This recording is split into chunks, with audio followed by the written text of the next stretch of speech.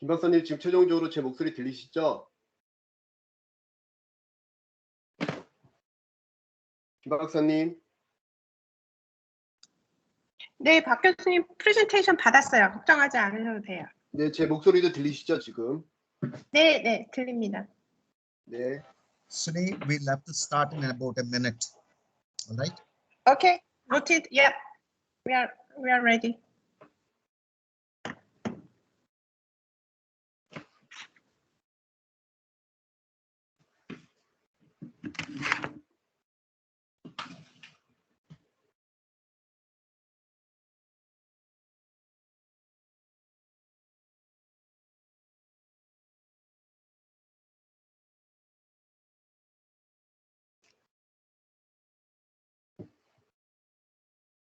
So good morning to all the participants. We welcome you to this webinar. Before we formally go into the webinar, I would like to request Mr. Ho Yeon Chong, our Deputy Country Director, to give the welcome remarks. Mr. Ho Yeon Chong, a national of Republic of Korea, works as Deputy Country Director of India Country Office of ADB. He has more than 20 years of professional experience, including over 12 years in ADB. He assists the country director in planning and implementing India operations in line with evolving development needs and priorities. He was also active in planning and dissemination of knowledge on economic corridor development projects in South Asia at our headquarters in Manila. Prior to joining ADB, Mr. Chong worked at Ministry of Strategy and Finance of Korea, where he held various roles in several bureaus, including economic policy, international finance, and international economic affairs. He holds a master's degree in business administration from the University of Washington, USA, and a bachelor's degree in economics from Seoul National University, Republic of Korea. So we call Mr. Chong affectionately as Mr. Steve. Mr. Steve, good morning to you, and we welcome you to, we request you to give the welcome remarks, please. Thank you. Thank you. Asha, can you hear me? Yes, sir, we can hear you. All right. Good morning and good afternoon, everyone. I would like to welcome you all to this webinar today on farm to market fresh produce logistics, cases and emerging trends in Korea and India. Let me also extend my warm welcome to Mr. Sang-mok Choi, President of the Agricultural Cooperative University in the Republic of Korea. I would like to convey my appreciation to our colleagues from SAER, CDRC, and Rural Development and Food Security Thematic Group for organizing today's webinar. Needless to say, farm to market logistics is an important topic that goes beyond agriculture. To paraphrase one professor, effective logistics means delivery of the right product in the right quantity, in the right condition, to the right place at the right time for the right cost. So I would say agricultural logistics is not different. Going down the supply chain, effective fresh produce logistics will not only make the agriculture sector more competitive, boosting rural economy and farmers' incomes, but it will also benefit downstream industries and eventually the consumers. In India, food supply chains have been transforming. particularly with the increasing demand for higher value and nutritious products. Non-food grains, mostly perishables, now make up 80% of food supply chains. The lockdown at the height of the pandemic saw a huge increase in parcel deliveries of food, including fresh produce. In fact, active users for e-delivery of groceries and fresh produce nearly doubled from 12 million to 23 million between 2019 and 2021. Private sector, of course, has played a big part in this shift. About 96% of the food supply chain is dependent on the private sector.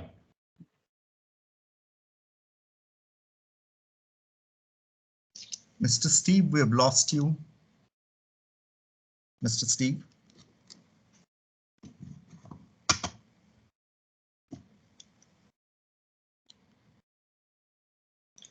To all the participants, kindly bear with us for a few minutes. This is the problem with technology. We'll get Mr. Steve back on screen very soon. Kindly bear with us.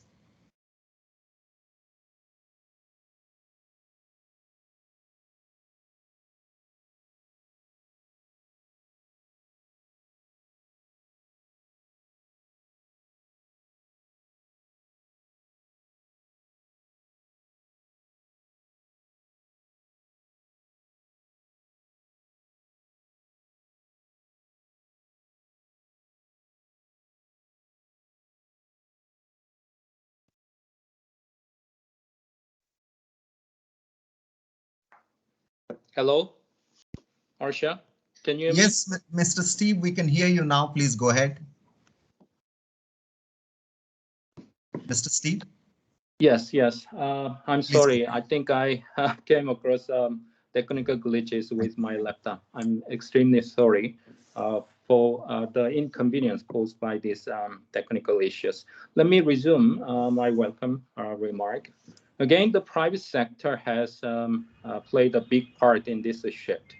About 96% of the food supply chain is dependent on the private sector, with over 85% being served by the small and medium enterprises.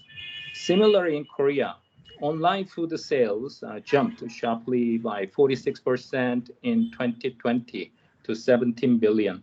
And this change in the way producers and buyers engage with each other will remain strong and be the new normal, even in the post-pandemic era. So I believe this webinar will elaborate more on how fresh produce agriculture logistics have evolved in India and Korea, particularly in the adoption of digital technology in logistics.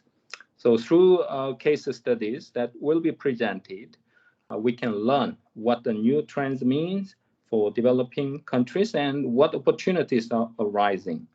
In India, we recognize that there is still a vast room for improvement in food supply chains on many fronts: transportation, storage, distribution, quality management, waste minimization, and etc. Addressing these issues would require multifaceted solutions, from infrastructure investments and technology to policy and regulatory responses, which will enable greater participation of private sector. I'm confident that this seminar will help confirm the current direction of reforms in India and inspire the bright ideas. Fortunately, today we have distinguished speakers from both countries who will share their knowledge on the emerging trends in agri-logistics. So I would like to thank them for agreeing to share their rich experience with us out of their busy schedules. So I hope this event will spark further cross-country collaborations as knowledge sharing or business partnerships or both. I anticipate you will find the webinar informative and useful, and please do not hesitate to share your insights in the discussion. Thank you very much. Harsha, over to you. Thank you, Mr. Steve. Thank you very much for your welcome remarks. We request you to stay on for another 2-3 minutes for an e-photograph immediately after Mr. Che finishes his speech. Thank you. Today, we are also very privileged to have with us Mr. Sangmok Che, President, Agriculture Cooperative University of Republic of Korea. Mr. Che spent most of his career serving for the Korean Ministry of Economy and Finance. He was Vice Minister of Economy and Finance Affairs, Korea, and also served as Secretary to the President for Economy and Finance. Mr. Che also led various departments of the Ministry of Economy and Finance for the Korean Economy and Finance Policy. Mr. Che earned his PhD in economics from Cornell University. Mr. Che, may we request you to kindly give your opening remarks, please? Thank you very much. Mr. Che, over to you. Hello, can you hear me?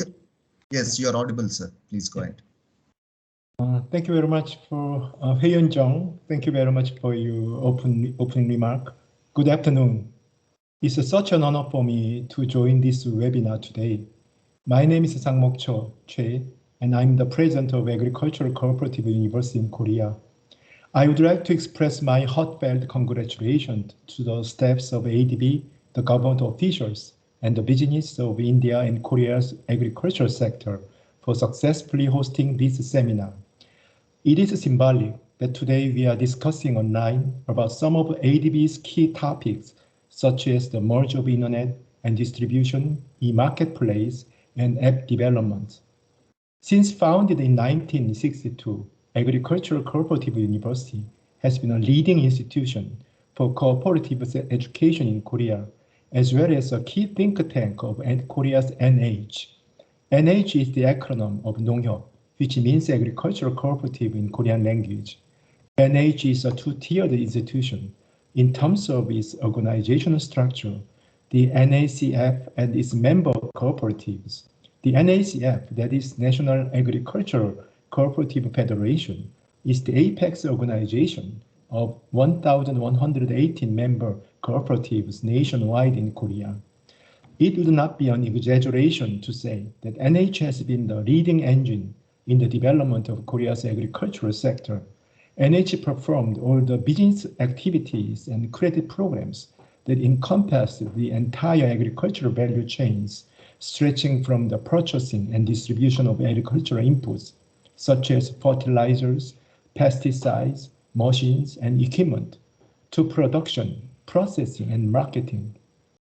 To top it off, NH served as an implementing agent of the government strategies and policies which could easily be penetrated into all rural areas around the country via NH networks.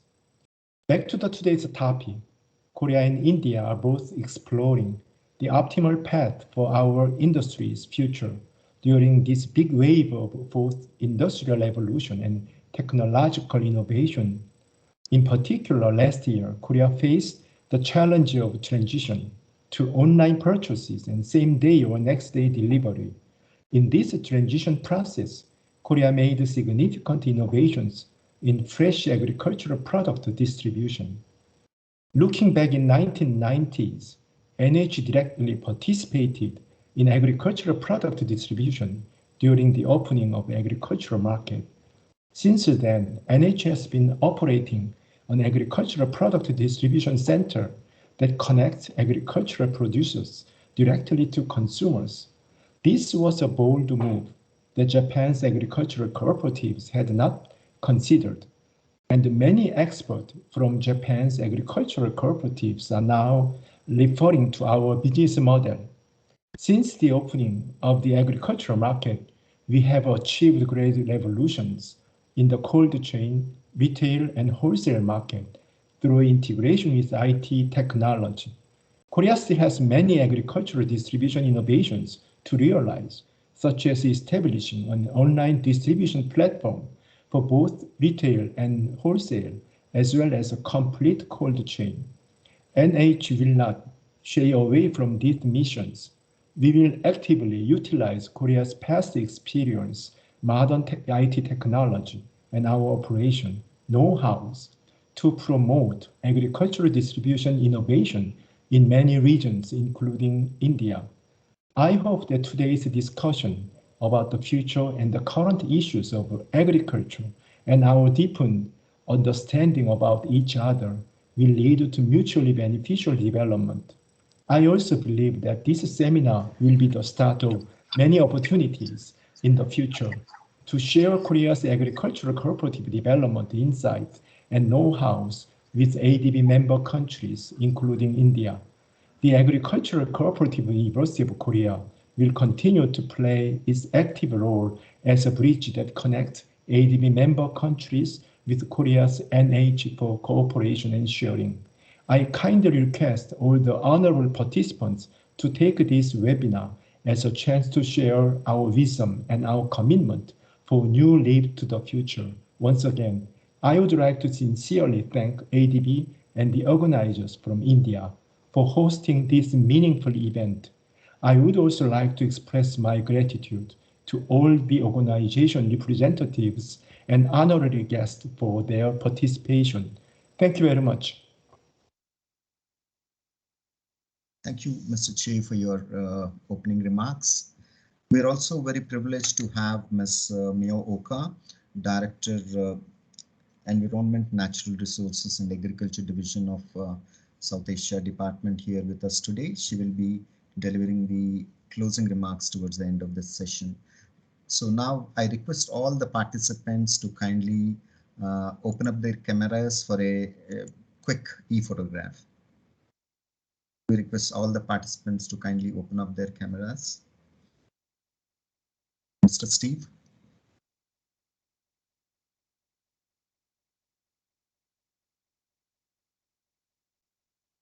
Over to you, Shweta. Good morning, everyone. We request all the participants to place themselves in the center of the screen, please. The pictures are still uploading. We have a good participation today, so we'll go for our first shot. On the count of 3, 2, 1, everyone smile, please.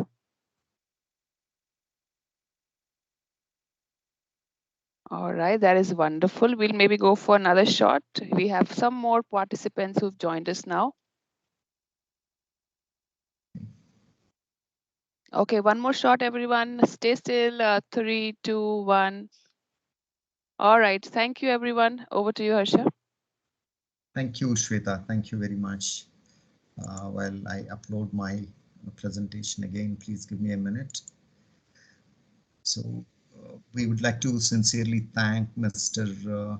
Steve and Mr. Che for their valuable speeches, and in case they're preoccupied with any other official work, you can leave, but you're most welcome to stay back for the rest of the presentation also. Thank you.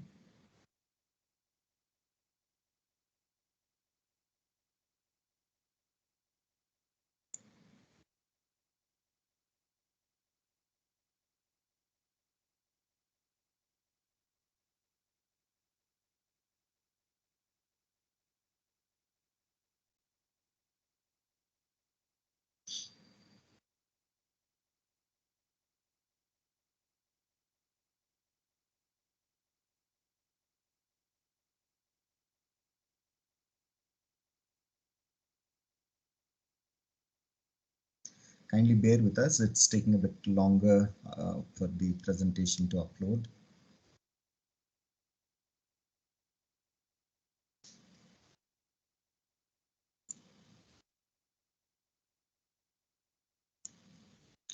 So before we formally move into the webinar and the presentations, we would like to have some ground rules announced.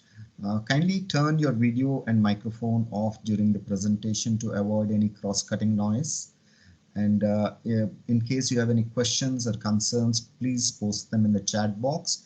If you are not familiar with the chat box function, kindly raise your hand and we'll invite you to ask your questions. And we also request you to find a good workspace and use headset for clear audio. In case you face any audio or video related distortions, please log out and log in again. There'll be a question and answer session towards the end of the presentations. We request all the participants to follow all COVID related protocols like wearing a mask and maintaining social distance when you're in groups. With that, I will move on to introduce our very esteemed speakers from Korea. The first speaker is Dr. Song Jae Park, who is a senior economist at GSNJ Institute, Korea since 2015. Before joining the GSNJ Institute, he served as Vice President of the Korea Rural Economic Institute between 2008 and 2010, and as Senior Research Fellow between 1982 and 2014.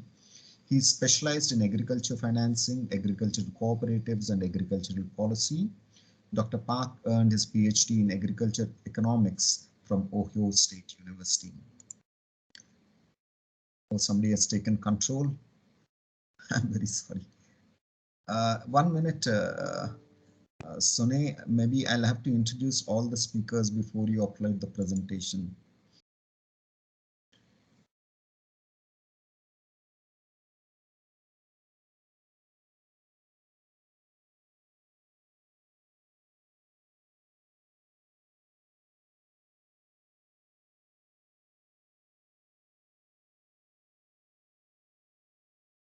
Sorry for the interruption.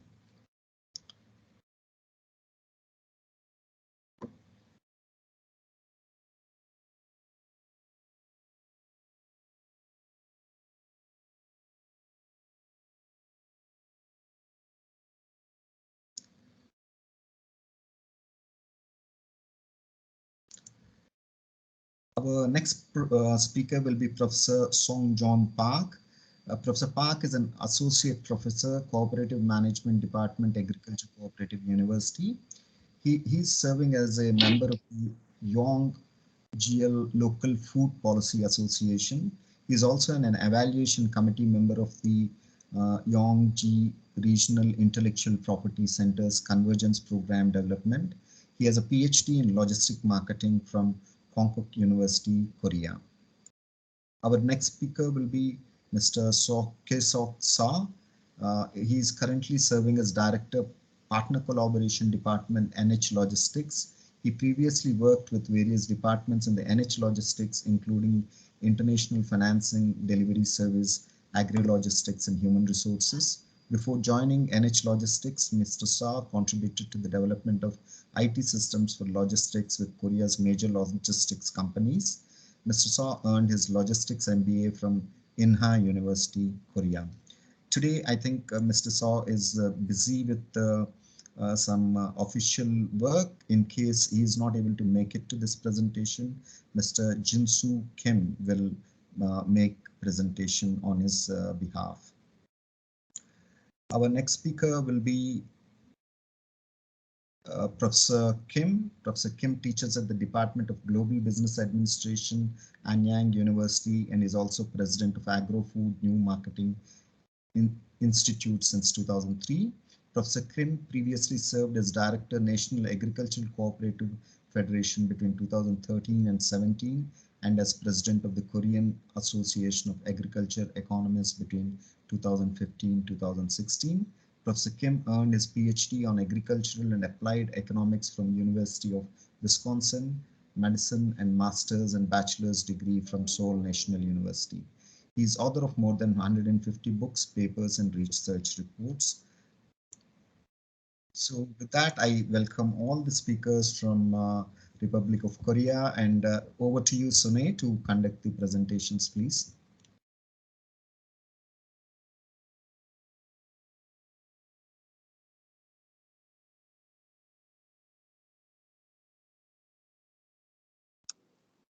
Professor Park, over to you. You can go ahead with your presentation.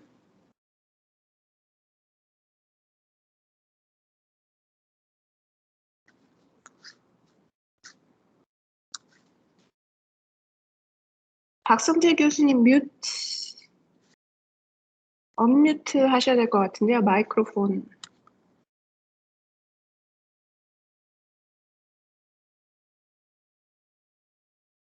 박성재 교수님 들리시나요?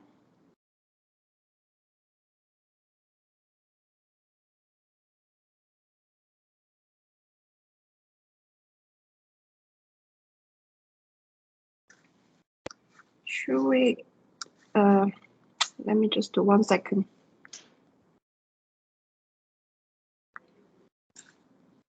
Maybe he got dropped. Should I start with the second presentation, maybe? Yeah, please go ahead so that we Okay. save time. Thank you. Okay. So then just to give me a second. Let me stop sharing this and then with Songjun Park.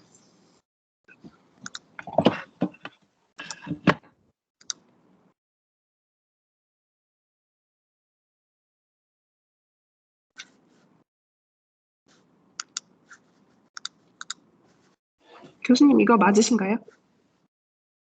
한번 볼게요. 네, 맞아요. 예, 오케이. Bye. Go ahead then.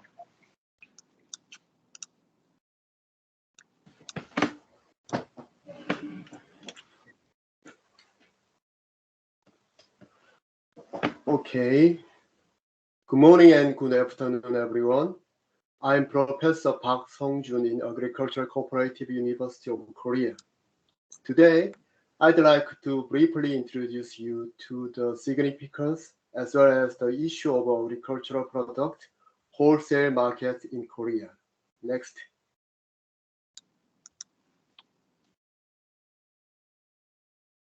The contents are as follows. Due to the time limit today, I will only cover the current status of Korea's Korea's wholesale market, its challenges and agenda. Especially in this session, I will focus on explaining the fundamentals of a wholesale market, such as its pricing functions. Next, please.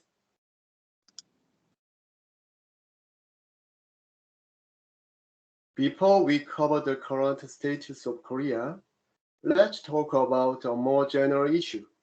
This is a problem that could be found in any other countries, such as India. What is the biggest issue of agricultural product distribution? It's the fact that the distribution structure is more complicated than that of other industries.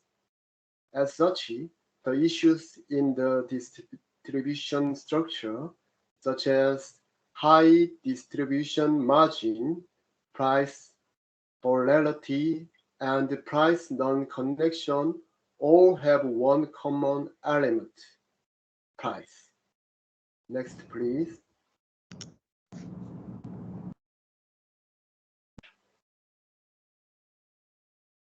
Please, next.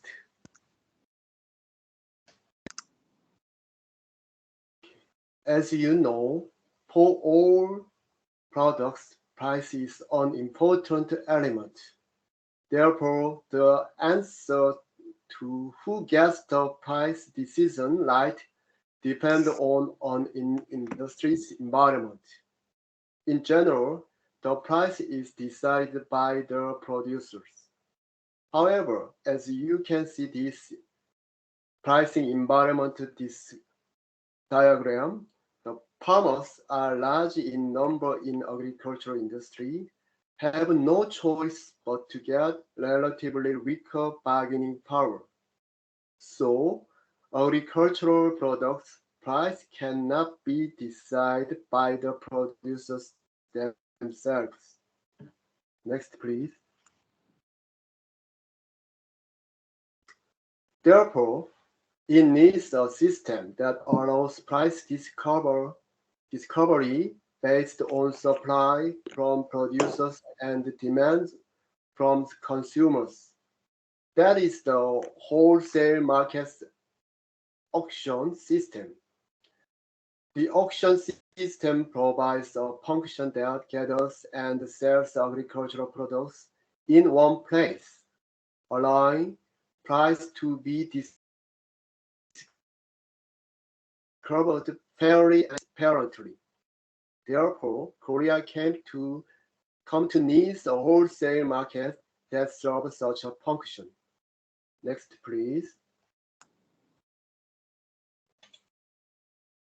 Korea's agricultural products wholesale market was first established in 1889 and continues to develop currently. Since then, wholesale markets plays a key role for agricultural products distribution in Korea. In 1985, Garang Market, the biggest agricultural product wholesale market in Korea, was established in Seoul. Garang Market has been modernized and reopened in 2015. Next, please. This slide page will skip for time limit. Okay. Korea's agricultural wholesale market consists of 32 legal markets, and 12 of them are operated by NHE. Such wholesale markets are responsible for more than 50% of Korea's total agricultural product volume. However, currently, as the agricultural market moved away from high dependence on wholesale market, and the growth rate is not so high since 2010. In fact, except for Garang market in Seoul, the local wholesale markets have weakened in terms of volumes. Next, please. To note, the total agricultural products volume traded in the capital area is worth 10 trillion Korean won, and the Garang market is handling 40% of it.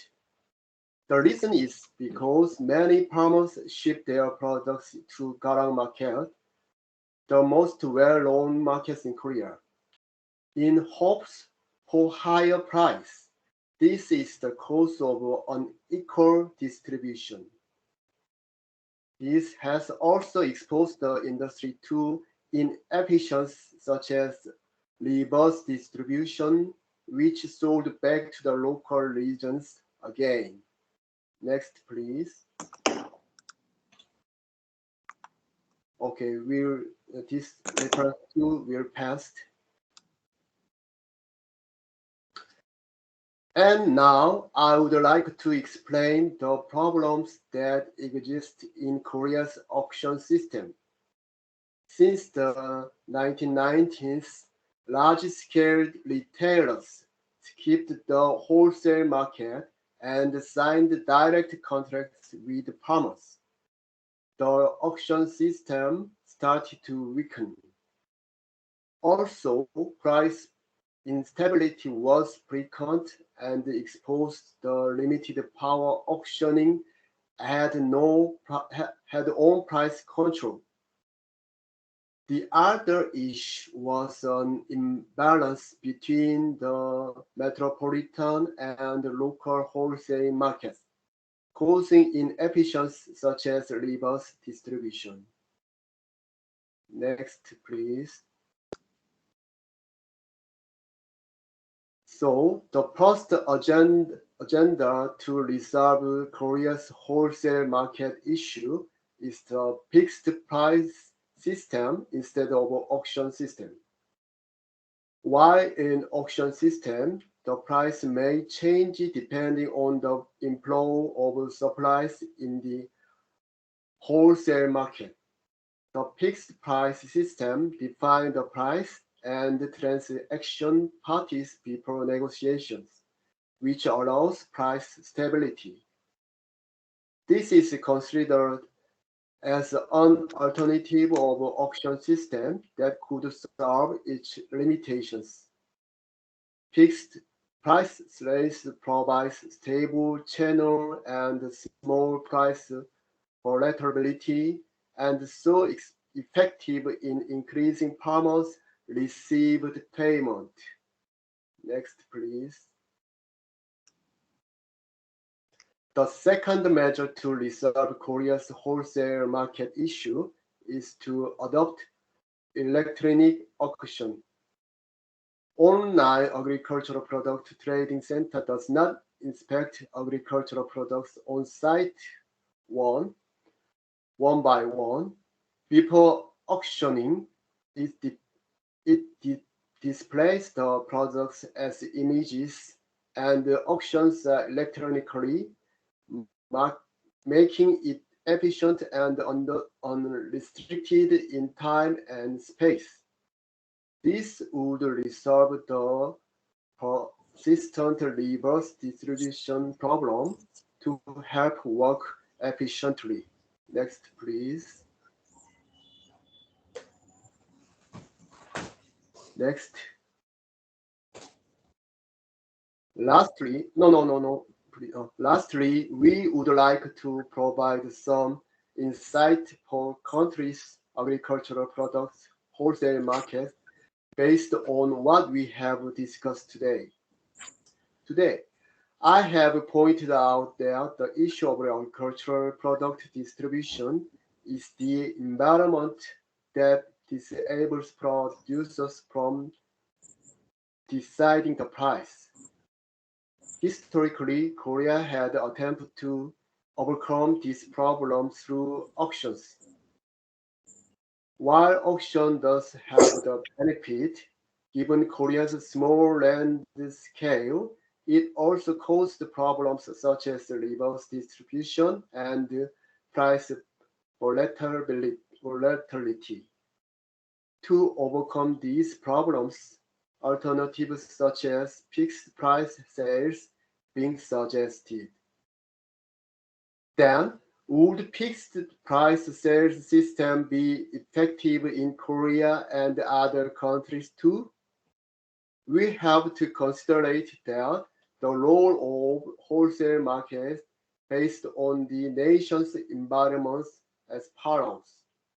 First, if the producers groups have secured bargaining power, the country may transition to fixed price sales. But if not, then the producers would be overpowered by retailers' bargaining power, making price weaker the guarantee given by auctions. Second, in the countries where there is a lack of agricultural product pricing system through auction-based price discovery, it may be worth considering to establish a representative market that proposes reference price to other diverse distribution markets, as well as to establish key regional markets that act as the base. Therefore, each country should consider whether to adopt the auction or fixed price sales system based on which would be the optional method to expand the price for the farmers. Okay, thank you. This is the end of my presentation. Thank you for your attention.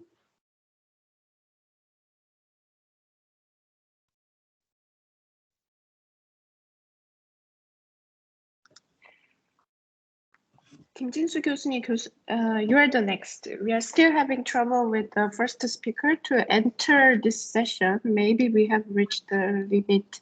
So I'll arrange that later. So go ahead, Professor Kim. Thank you.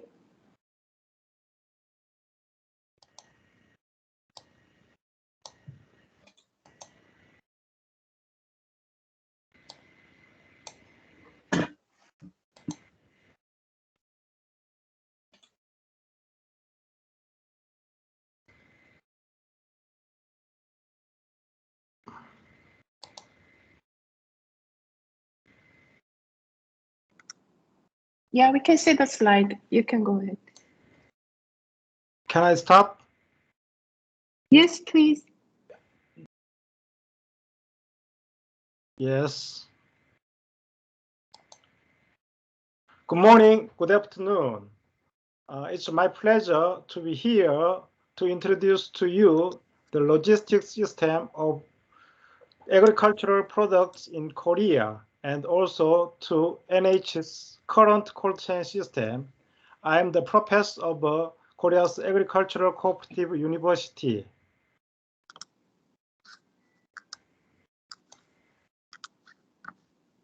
This is the table of contents for today's presentation. Before we start, I would like to explain to you the history and the significance of the cold chain system in Korea's agricultural industry, and how Korea's NH 농협, National Agricultural Cooperation Foundation, is leading the establishment of the cold chain system. In order to maintain product freshness during distribution, the cold chain business started in Korea since 1940s.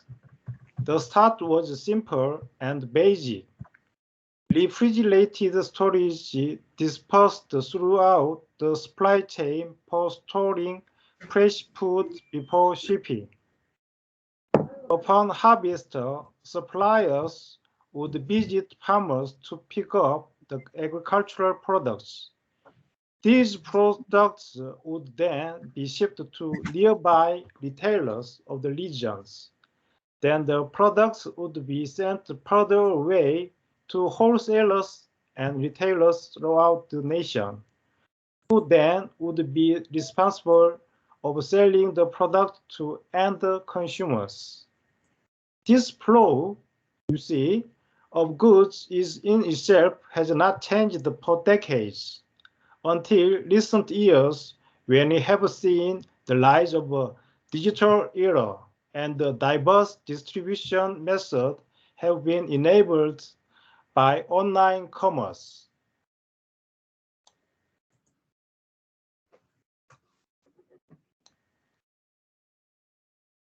The cold chain system started to evolve in the since 1980s, and it's still evolving in the 21st century. The key goal in the 1980s, when there was a boom of mass production economy, was to reduce logistics costs. In the 1990s, due to influence from Japan, the distribution of quality products became the main concern. And in 2000s, a wave of streamlining business practices, such as business process re-engineering and the total quality management, led distributors to aspire for fast speed so as to compete better in the market. And now, with the rise of the digital 21st century, it has become essential for distributors to have agility, or the capability to respond to different forms of demands in flexible manner. But this requirement for speed goes beyond individual companies. To make it all work, the overall supply chain needs to be developed in a way that allows it to adopt diverse types of differentiation strategies.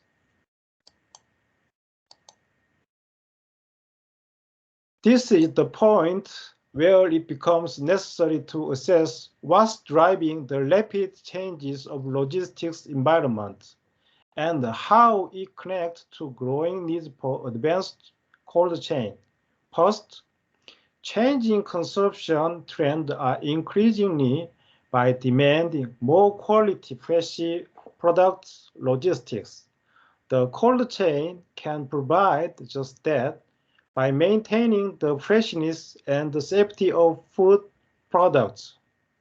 Additionally, the cold chain allows the society to combat some common food safety issues caused by inability to keep food fresh, such as mass food poisoning. Another driver of a changing logistics environment is the surge of imported fresh goods coming into Korea, as more countries signed Free Trade Agreement (FTA) with our nations. This requires an organized, interconnected agricultural product logistics system nationwide that also meets international standards. And As online platforms have enabled diversified distribution channels, the overall cold chain system needs to acquire the right level of responsiveness.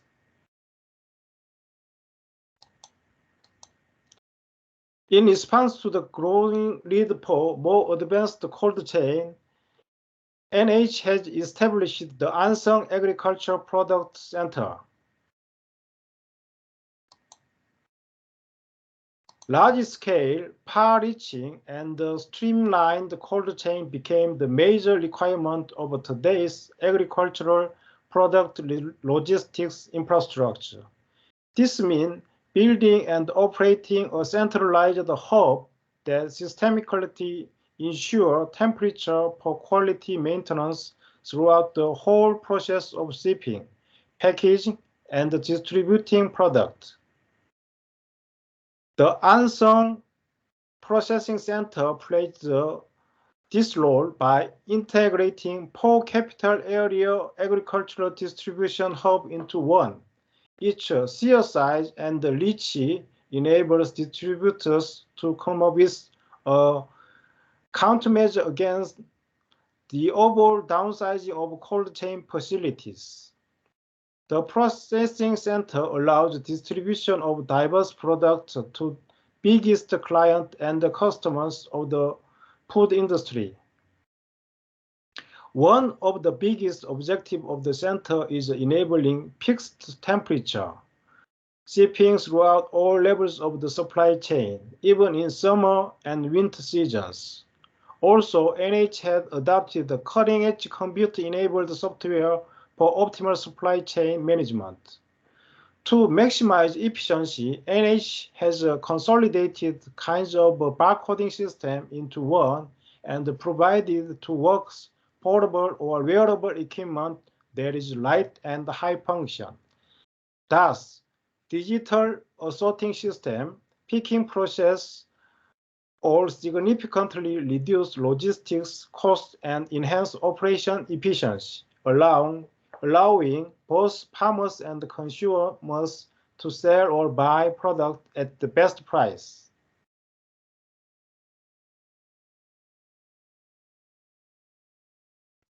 You may be wondering how big the Unsung Process Center is that it's able to cover a huge portion of distribution of agricultural products in Korea. This site is more than 92,000 meters square, and the main building is about 59,000 meters square. That size allows the center to cover everything from cargo collection, delivery, processing, and merchandisation, as well as storage.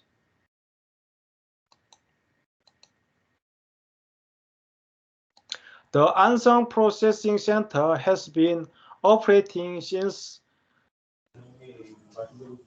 2013 in an integrated manner. Before the Unsung Processing Center was fully constructed, NH had temporarily utilized the external processing centers in connection to each other. This enabled NH to acquire efficiency early on. When the Unsung Processing Center was built with cutting-edge technology, cold storage, product quality, maintenance was upgraded to another level. The center operates with DAS, RF, logistics system for higher efficiency. These systems enable the center to send and receive accurate data on shipping schedules, delivery deadlines, quality status, and temperature conditions. This altogether enables a very streamlined distribution process.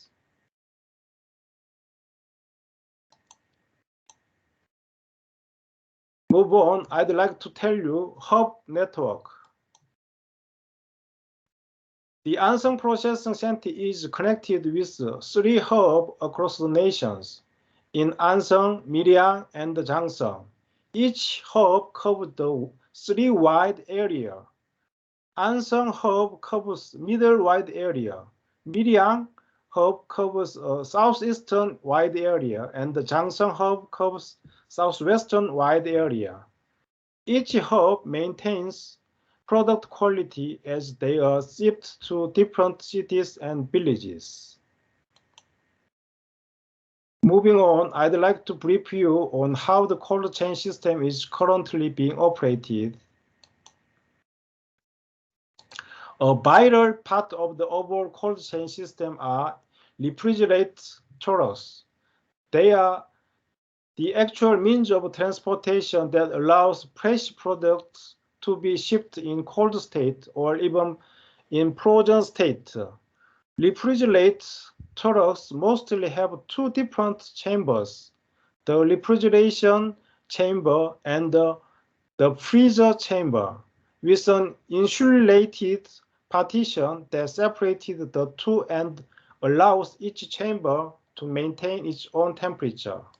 Inside the turret, there are temperature sensors that allow both the delivery man and the operators in the harbor to continuously monitor temperature.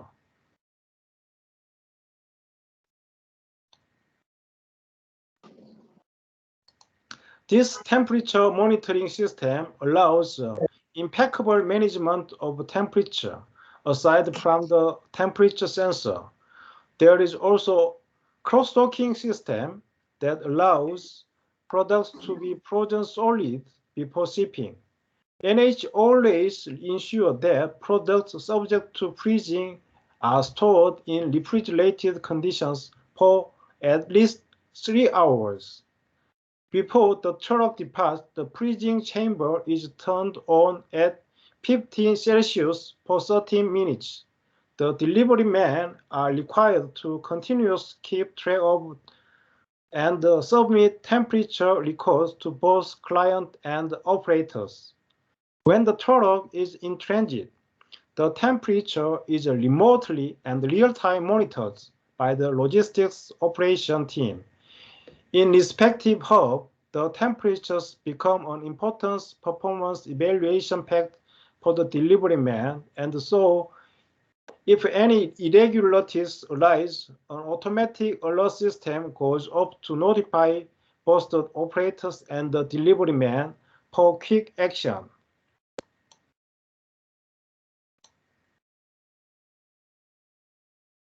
Because temperature management is so vital, it's actually a part of the key performance index goal that delivery man and the processing center must keep track of and maintain this comprehensive management system, along with well-established infrastructure, allows NH to improve customer confidence, ensure customer satisfaction, guarantee food safety, fix the temperature delivery, and enable total supply chain management.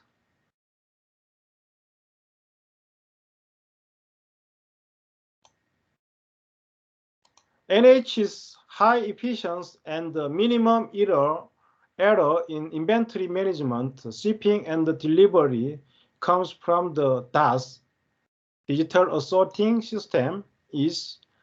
DAS system allows the processing center to move away from manual assorting for shipping, shipment preparation, which is subject to many kinds of human mistake. The system automatically calculates the total stock quantity and produce productivity data that allows workers in the processing center to prepare products for delivery with high accuracy. As you can tell, DAS enabled product inspection, assortment, and organization of P boxes for each store that places order to processing center, create a streamlined workflow with minimum error. NH do also have to be aware of the fact that the cold chain infrastructure requires a huge amount of energy. This may be harmful to environment if we are not careful about energy management, and selective of using more energy efficient, eco-friendly energy resources. With that, I would like to end my presentation. Thank you. Thank you. Thank you, Professor Kim. Just a small explanation from the organization team that Professor Kim spoke on behalf of Mr. Saw, who prepared this presentation, and that's because he's called on an urgent meeting with discussion with the Union of the Agricultural Logistics. Those who follow the news, you know what's happening in the US, and that's apparently happening in the Korea as well. So that's why Professor Kim presented on his behalf. And now, actually, we had the first speaker who was going to introduce to us about the Korean agriculture cooperatives. There's a quite unique feature in it. So Professor Park is going to now introduce that. I'm glad that he was able to connect finally. Go ahead, Professor Park. We have a little bit of time issue, so please keep 10 minutes. Thank you. Okay. Hi, everyone. I am Sung-jae Park. My topic is Korean agricultural cooperative background as a brief story. Next.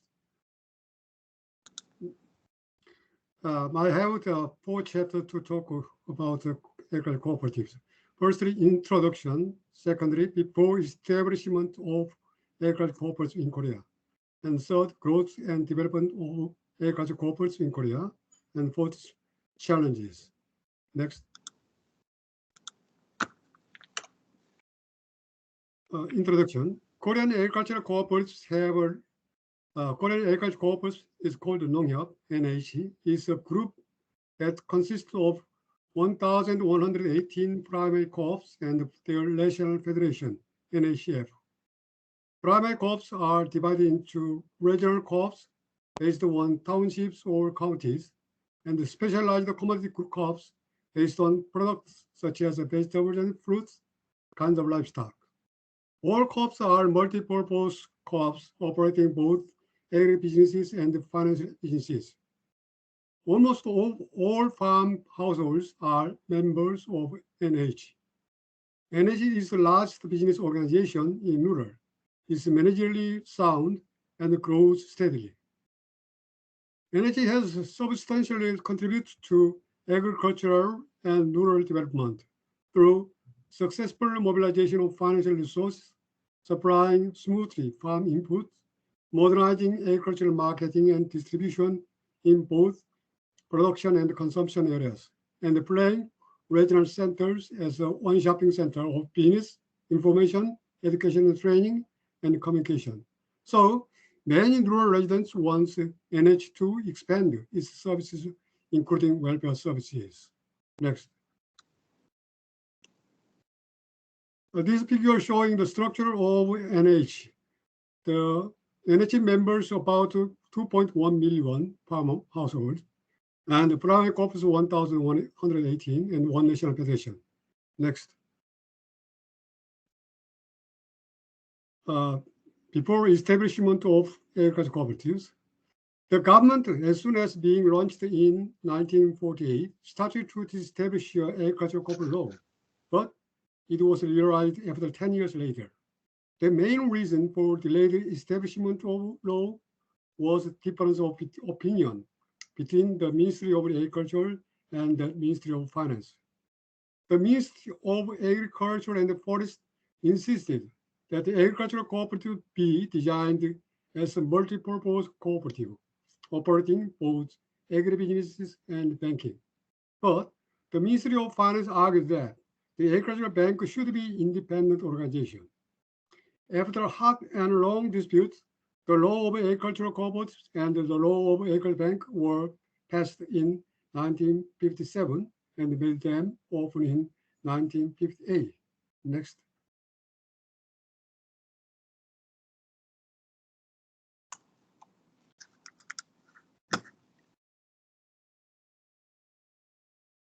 Yeah, this picture shows the rural community situation around 1950s and early 1960s. These pictures suggest that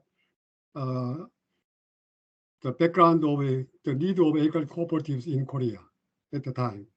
Okay, next. Growth and development of agricultural cooperatives. 3.1 starting stages. The agricultural cooperatives and the agricultural bank were consolidated into new agricultural cooperatives in 1961. The markets until 1960s had not been worked very well, so the government allowed NH monopoly status in agricultural finance, farm inputs, and the government's procurement businesses to supplement market failure.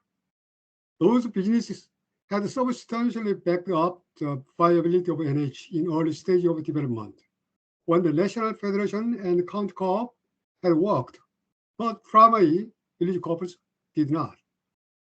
Tax cut also was important support means for NH. The banking sector of NHCF as a monopoly bank of agricultural finance had successfully mobilized the money in urban and supplied it to rural. The government controlled NH by introducing appointment system of cooperative president in 1962. Next. 3.2. Correction of the initial model being not effective. The initial separation model of independent two organizations, that is, agriculture cooperatives and the agriculture bank, did not work because of no cooperation between the two. The two institutions were consolidated into a multi-purpose agriculture cooperative in 1961, after 3 years later since the establishment. 3.3.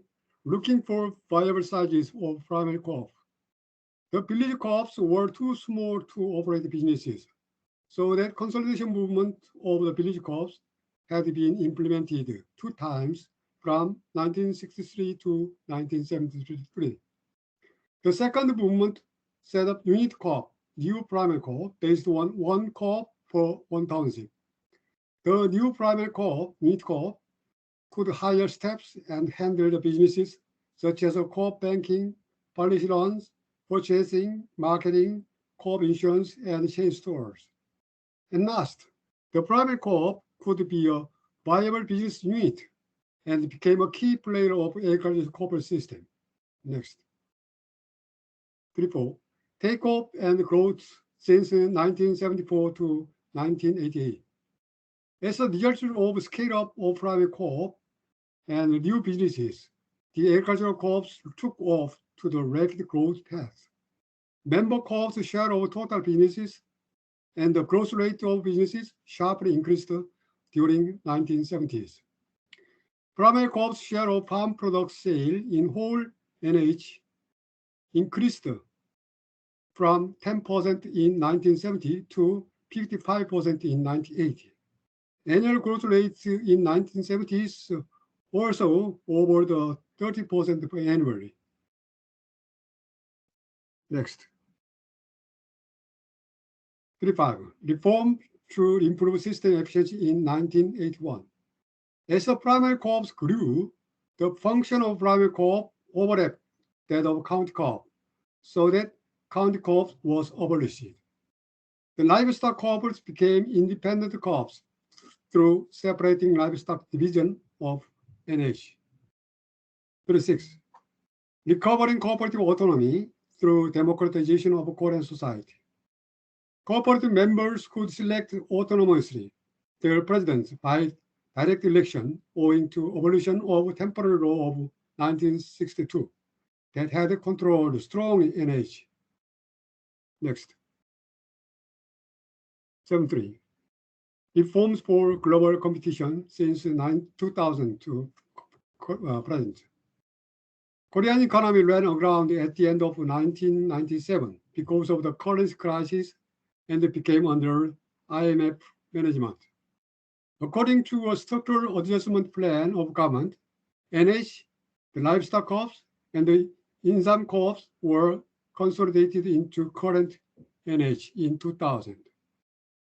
In 2012, the business structural adjustment of National Federation adopted holding companies for agribusiness and the financial sectors by separating 2 sectors in order to improve system efficiency and competitiveness. Next. The following table showing the chronicle of structural adjustment of NHEs. Next. The flow chart showing the structural adjustment in another size. Okay, next. Last, the challenge of NH have to overcome difficulties from worsening conditions of agriculture and rural, such as stagnant production of agriculture, decreases in farm and rural population, member aging problem, declining position of farm sectors in national economy, etc.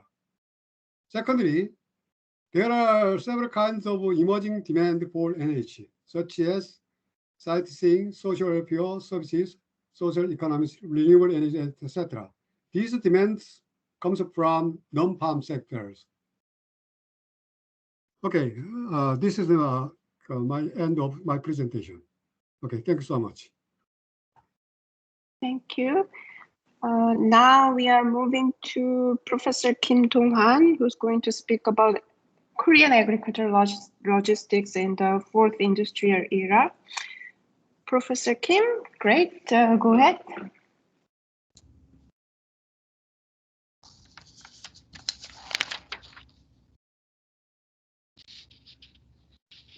Can you hear me? Yes, we can hear you. Can you see my presentation? Yes, it works. Go ahead. Okay.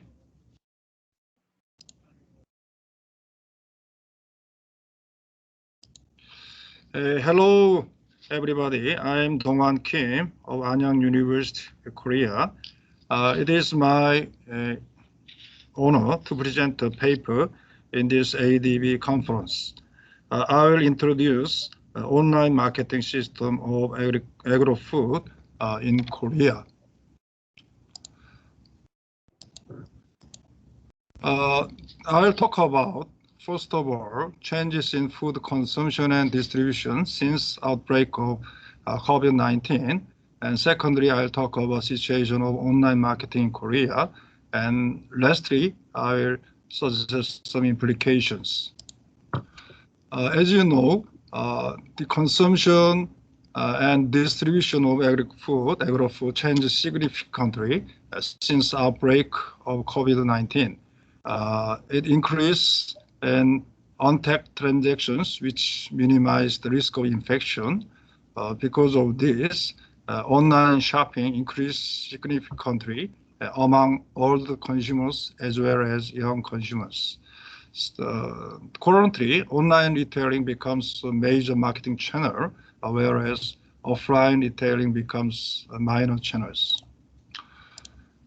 As you can see in this table, the total online sales increased 16.7% from 2019 to 2020. But processed food increased 46.4%, and agriculture, fishery, and livestock product increased sharply 60.9%. And especially food delivery service, they increased 78%. As you can see in this table, among other products, food items increased in the online sales very greatly, whereas the service excluding food service like tourism and other service decreased 40% during the same period. According to the Rural Development Office of Korea, as the purchasing place of fresh food items, the hypermarkets and the traditional markets decreased, but online shopping increased in this figure. Also, we can see the changes in food expenditures. We see the increase in expenditure in food at home, especially increased in convenience foods like HMR, home meal replacement, and meal kit. But we see the decrease in the expenditures on food away from home. This resulting in crisis in restaurant business in Korea. As you can see this table, the the frequency to visit the restaurant decreased sharply since COVID-19. And also we see among consumers, the interest in domestic and local food increased sharply. For the second part, I'll talk about the situation of online marketing. The retail market is changing revolutionary as online shopping expands. We can see the growth of new online retailers such as Coopang and Market Quarry, but there is a crisis in traditional retailers such as department stores and hypermarkets. As you can see this figure, the online market, online shopping and convenience, the sales of online marketing and convenience increase, but the sales of supercenters and supermarkets, departments is stagnated. This table shows the changing rate of the sales by the store format. You can see that the sales of department store decreased 5.5% since 2015 to 2020. And the sales of hypermarkets increased only 3% during the same period. But the non-store retailing, which include the internet shoppings, the sales of the non-store retailing increased 111.3% during the same period. So as you can see in this table, we see that there are a huge increase in the online retailing. So the share of total retail sales accounted for by online shopping increased from 21.4% in 2019 to 27.2% in 2020. And the mobile shopping accounted for 70.5% of total online sales. And the comparative advantage of online shopping is like this: early morning delivery, product recommendation function, convenience payment, and two-way communications. There are several big players in online shopping, such as the Naver, Coupang, SSG, and 11th Street. Naver is the most largest portal site, operates smart stores with the sales of 28 trillion won. Let me talk about the case of the Coupang. Coupang is the very fast growing online retailer in Korea. Their sales is 1.9 trillion won in 2016, but in 2020 their sales increased to 13.3 trillion. It's amazing increase in the sales, but there is still loss huge amount of deficit.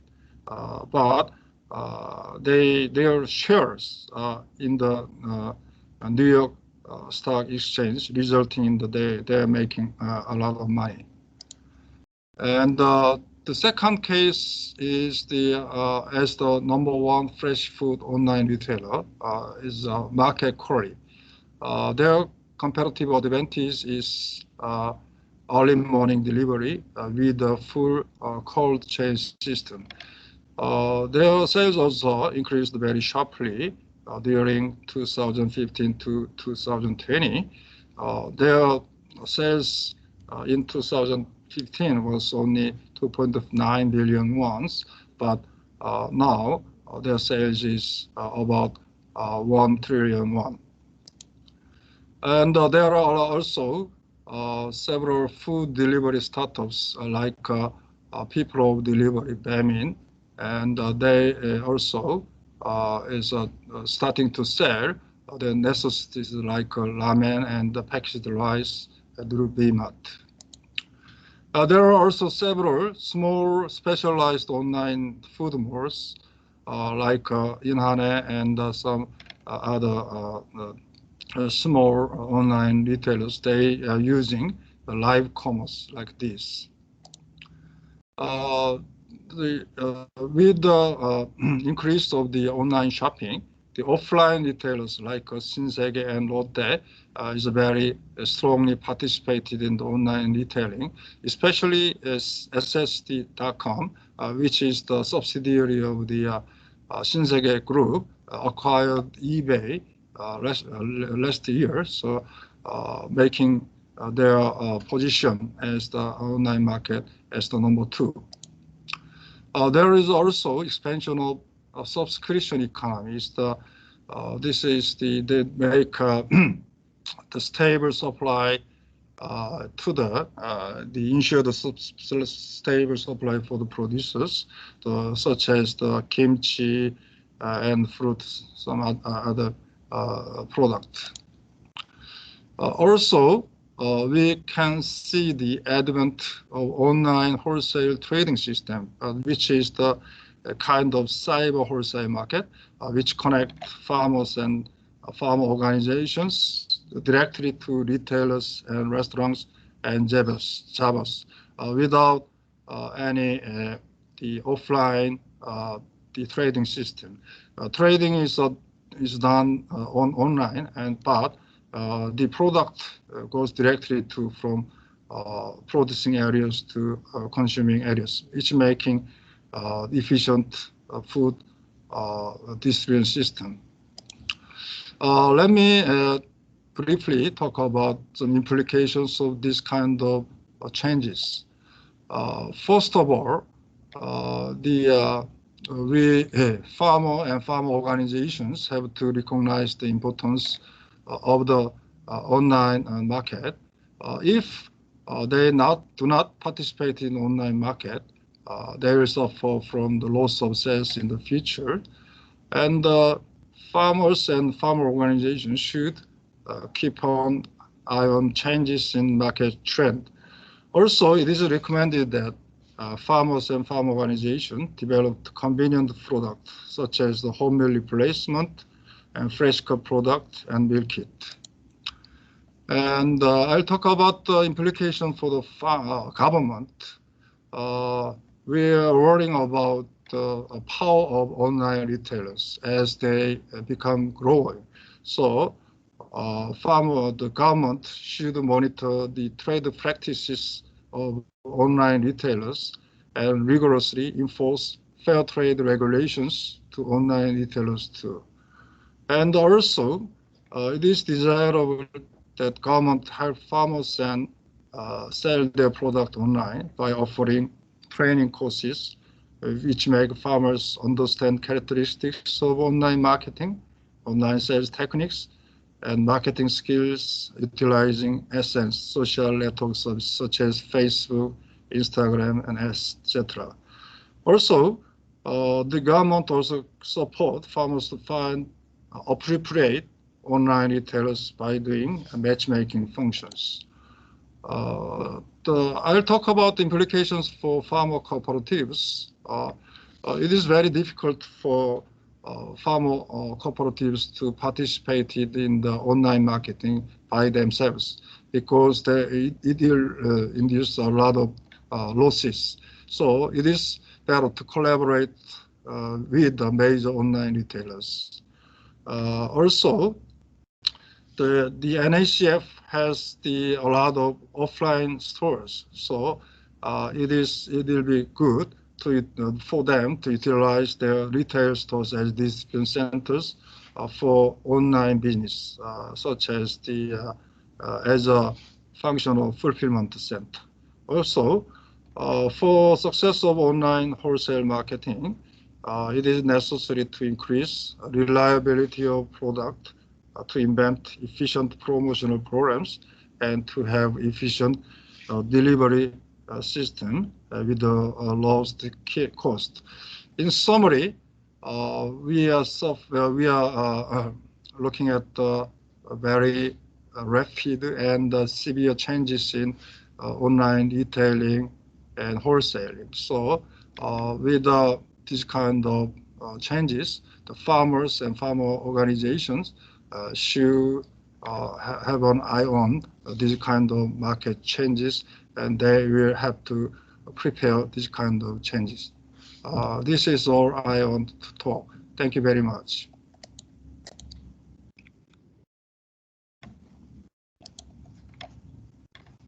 Raman, over to you. Yeah.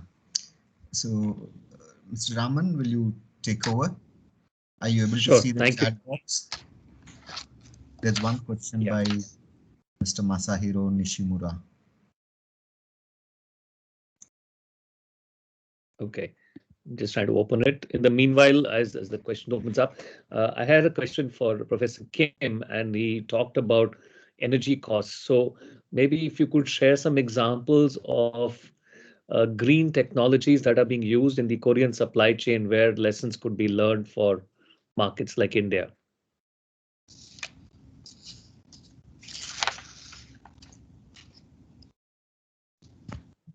Can you hear me?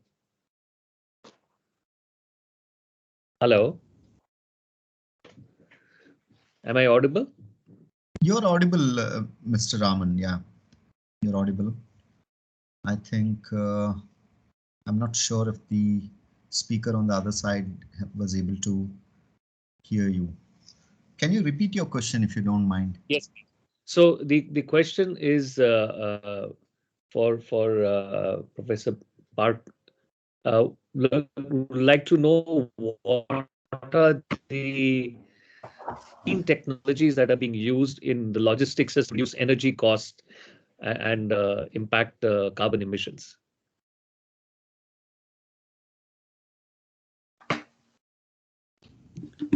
Raman, I think it was not clear to whom this question was addressed because their last names are quite similar.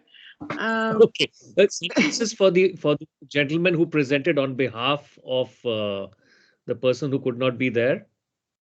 Okay, I will translate for him. Would you like to take on Masa's question first? Yeah, please. Masahiro-san has got a question.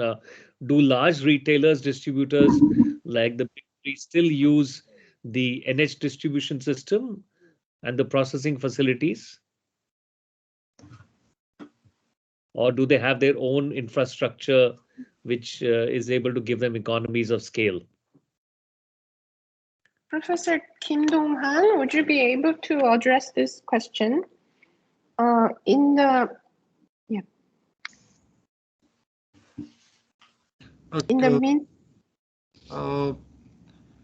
you give me a question once more? Yeah, I will read it again. Do large-scale retailers, distributors like the big three still use the 농협 NH distribution system like the large food processing facilities? And he feels that they may have sufficient economy of scale without relying on NH. For the largest retailers like eMart and HomePlus and Lottemart, they have their own distribution system. They operate their own distribution system, distribution centers all over the countries. So actually, they do not use the Hansong NH 농협's distribution center. Sometimes they buy from the NHF, but mostly they are using their own distribution centers. Is that okay for you? Thank you. If I just share on this point, my knowledge is the way we presented here today has two actually different parts. That Korean cooperatives, they belong to this NH, all of them, and then the NH themselves has this logistics network and support them to sell it. Separately now, we see the growing market of the online retailers, and their approach is directly contracting farmers. And even Professor Kim actually mentioned of different online retailers, and they also have different unique features, like Coupang and Market Collie. They build a huge agri-logistics center for themselves. Right. And in this fulfillment center, the farmers still send it, and then the logistics are being taken care of by the online retailers. But like a Neighbor or the other SGS, those kind of companies, they usually didn't do the online fresh food delivery.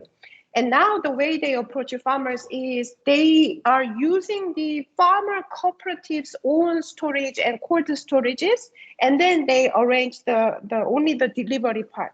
So even the cooperatives themselves are directly connected to this new retail services that's rising in Korea.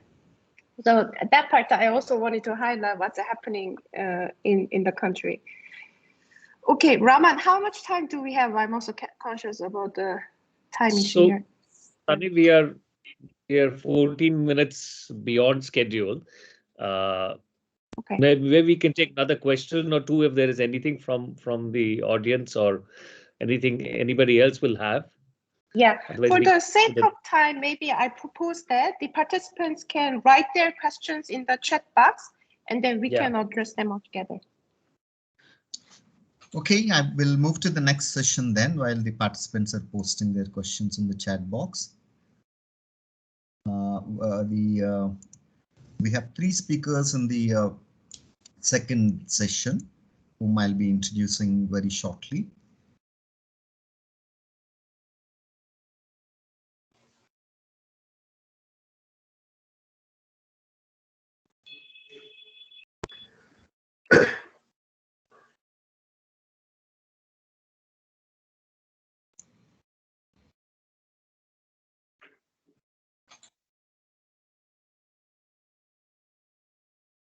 Shweta, the slide visible? Yes, Harsha. Okay. So to all the participants, we have 3 speakers in the second phase of the presentation. Mr. Raman Ahuja is the co-founder of Think Agriculture, an independent resource person in food and agriculture, working at the intersection of technology, supply chains, and agro-logistics. His prior work experience spans agribusiness value chains, consumer products, and ingredients industry. His clients include multilateral development organizations such as the World Bank, ADB, IFAD, and Food and Agriculture Organization of the UN, as well. Harsha, can you just unmute yourself? Yeah. Okay, sorry. Go ahead. Yeah. His clients include multilateral development organizations such as the World Bank Group, ADB, IFAD, and Food and Agriculture Organization of the UN, as well as technology startups and small and medium enterprise in agri and food industry.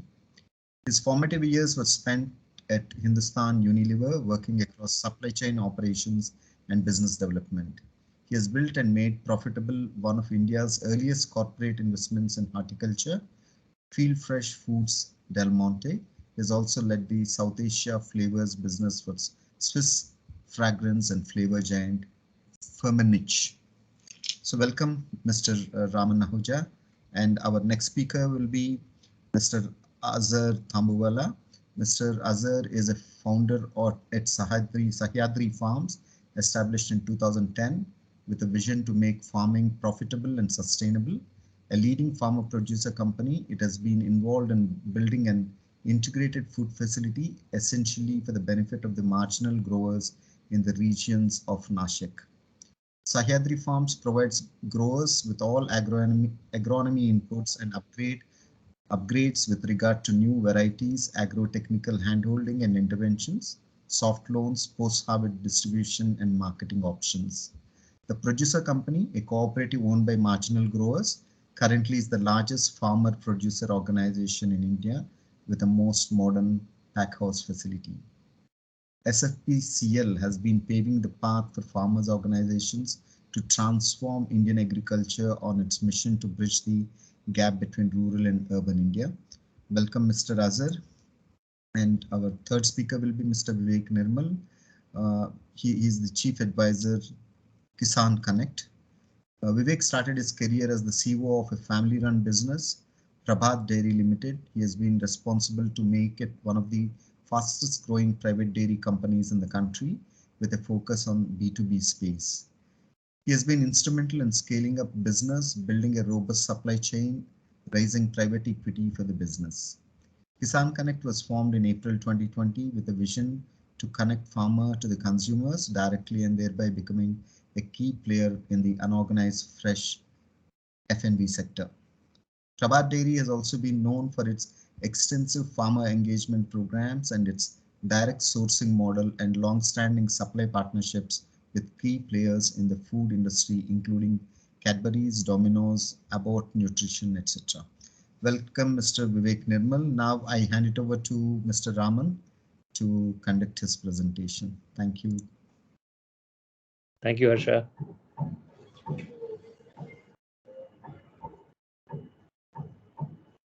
Would you please display the presentation? Thank you. I'll do that, Mr. Raman. Just 1 minute. Thank you.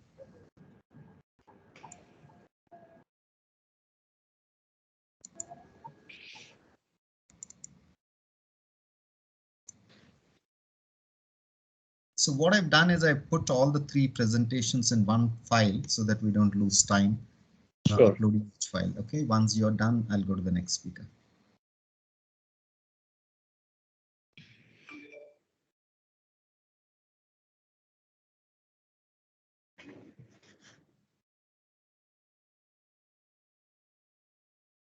Thank you. Good morning to colleagues from the region and good afternoon to participants of rest of Asia. I wish to thank Neo-San, Sane and officers of the ADB India Resident Mission for giving this opportunity to present an overview of the agro-logistics landscape in India. Next slide, please. The presentation will bring out the key performance indicators of the broader logistics sector in India, the challenges of agro-logistics in India's farm-to-consumer ecosystem. Significant public good investments have been made in agro-logistics in the recent past, so we'll talk about that. And also briefly talk about a couple of innovations before ending with a few suggestions on regulatory and policy enablers that could enhance the adoption of agro-logistics in the fresh produce value chain. Next slide, please. Thank you. India's supply chain and logistics sector is one of the largest globally, with a logistics industry of about $215 billion, growing at about 10% CAGR. The logistics cost in India stands at 14% of GDP compared to the global average of approximately 8%. This creates a competitiveness gap of about $180 billion for India, which is likely to increase to $500 billion by 2030. India's supply chain is marred. Stay on that slide, please. Yeah, India's supply chain is marred by an unbalanced logistics model mix, as you can see in the pie chart. High indirect costs and poor infrastructure, including fragmented networks. Our modal mix is primarily reliant on road networks, which is the green in the pie chart. Road transportation is a large contributor to the overall cost.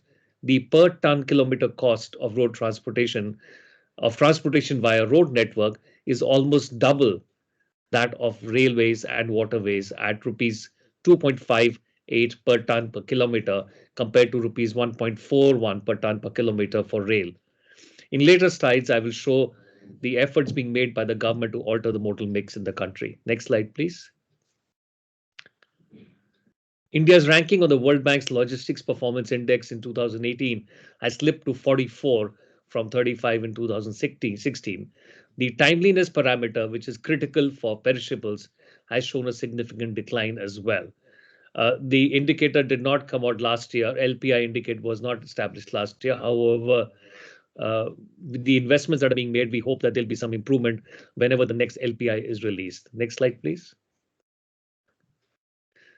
Indian government think tank Niti Aayog estimates that by 2050, improved mode share and efficient logistics can reduce the vehicular freight activity by 48% as compared to a business as usual scenario, which is the tall blue bar graph on the left. So there is significant work that needs to be done both in terms of investments, public good investments, as well as private sector participation to get us to the savings that the government anticipates by 2050, including mode share change from road transport to rail and waterways. Next slide, please. Yeah. It's important to recognize that the farm to consumer market chain operates less like a linear value chain and more like a network. We need to visualize it like a mobile cell phone tower network where calls are completed by moving across several cell phone towers or repeaters in the network.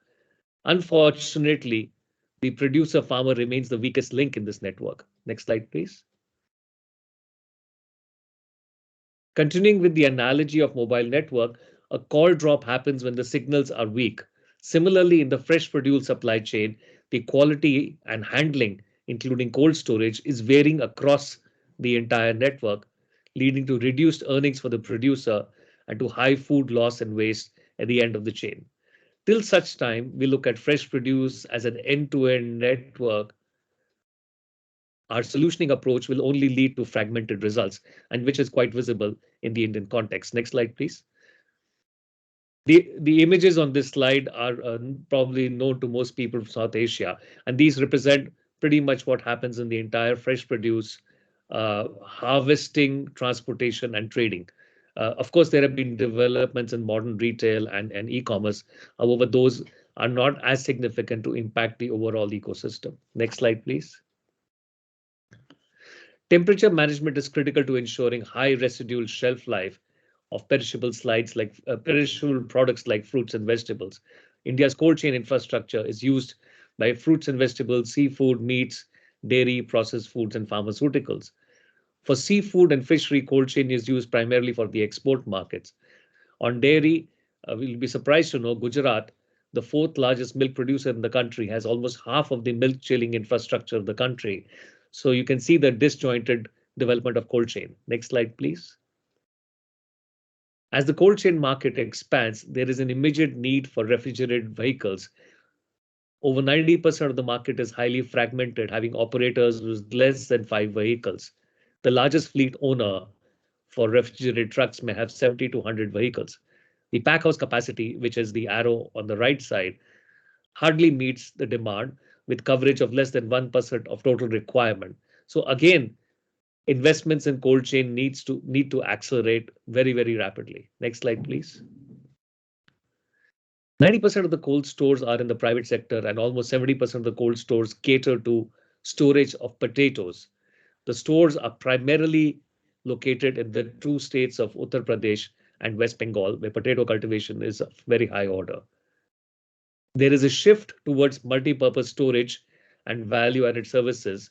Multi-purpose cold stores have shown to be having 80% utilization levels, and they're likely to grow in double digits in terms of capacity. Next slide, please. Even when producers have been able to manage cold chain early in the chain, delivering product integrity in the last mile remains a big challenge on account of costs and reliability. Majority of the last mile movement of perishables is in the traditional jugaad or the makeshift mode, as existing solutions are not viable. Sellers are using block ice, ice blocks, dry ice, etc. to keep the product intact, which we all know is not safe. Next slide, please. Problem in India's food and agri supply chains are well known. While each state government is working to address issues related to farmer prosperity and sustainability, there's an urgent need to look at shorter food supply chains. About 90% of all food supply chains are in the private sector, and over 80% comprise perishable commodities. Investments will need to be made in the collaborative mode to increase access to remunerative markets while working to reduce food loss and waste. Emerging institutions like FPO need to be equipped with appropriate agro-logistics capabilities to ensure benefits accrue to the smallholder farmer. Next slide, please. We'll briefly talk about some of the public good investments that we've seen, especially in the last 12 to 15 months during the COVID lockdown. Kisan Rail was launched in August 2020. It has been a huge success.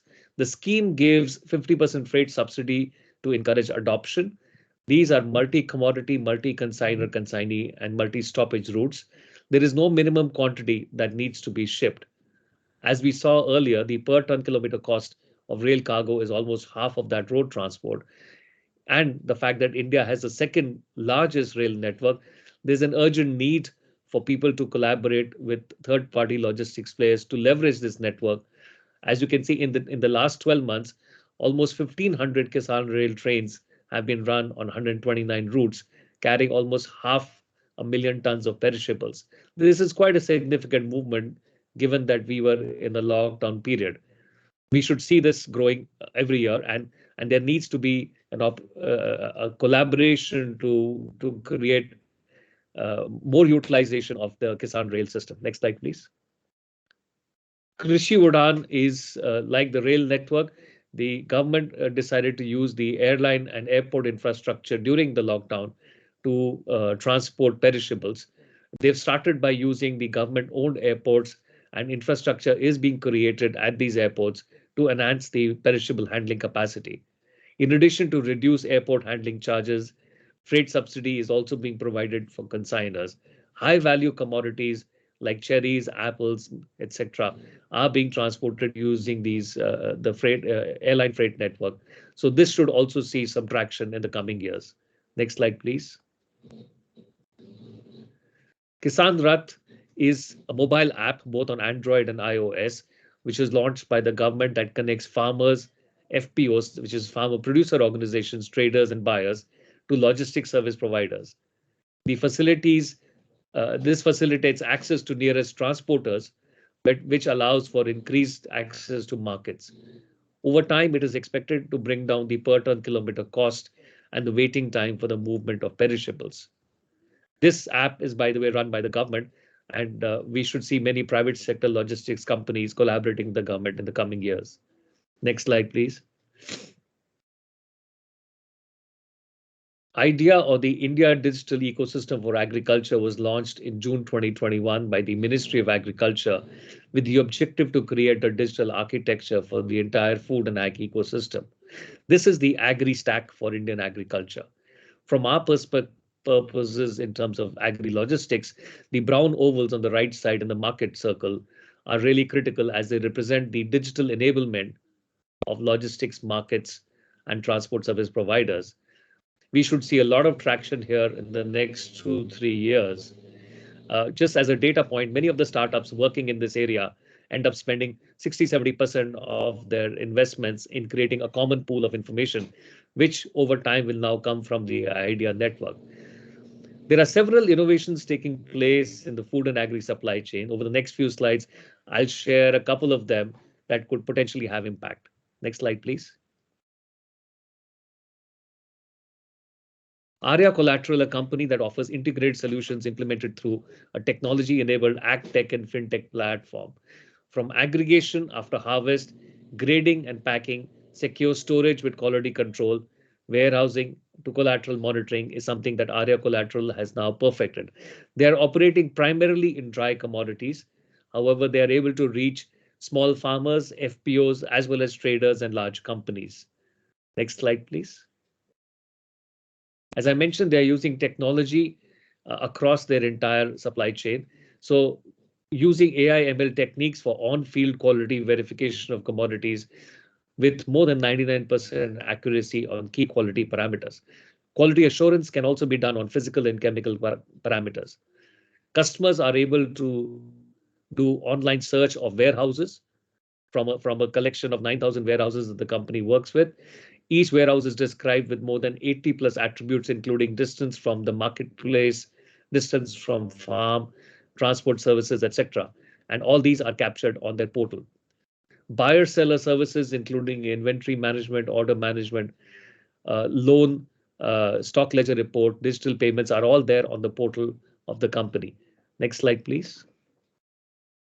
Similar to Arya Collateral, Intello Labs has brought out a suite of products for fresh produce quality improvement and market access. The range of products include handling quality assurance, and these are being used by some of the largest online retailers in India.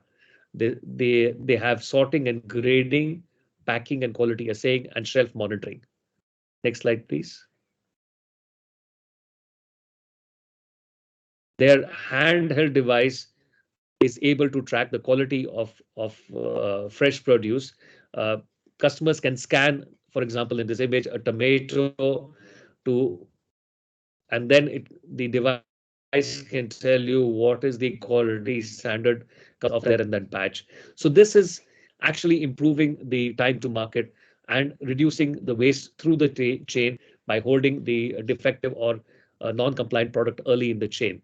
We believe such tools will grow in usage, and also the costs because of increased usage should come down over time. Next slide, please.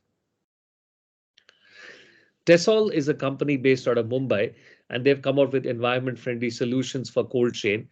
They are using a proprietary phase change chemical, which is phase change chemical-based thermal battery for storage of energy. Their product allows for reduction of diesel consumption, and the phase change material actually can allow you both passive and active cooling solutions. Next slide, please. Their product range covers the entire farm to consumer. As I had mentioned earlier, the last mile distribution remains a challenge. So Tessol has a solution for last mile small box distribution to individual consumer homes, as well as a solution for trucking and farm pickup. These phase change material technologies will become popular over the coming years. In fact, Tessol is now also part of the India's COVID vaccination cold chain supply chain. Next slide, please.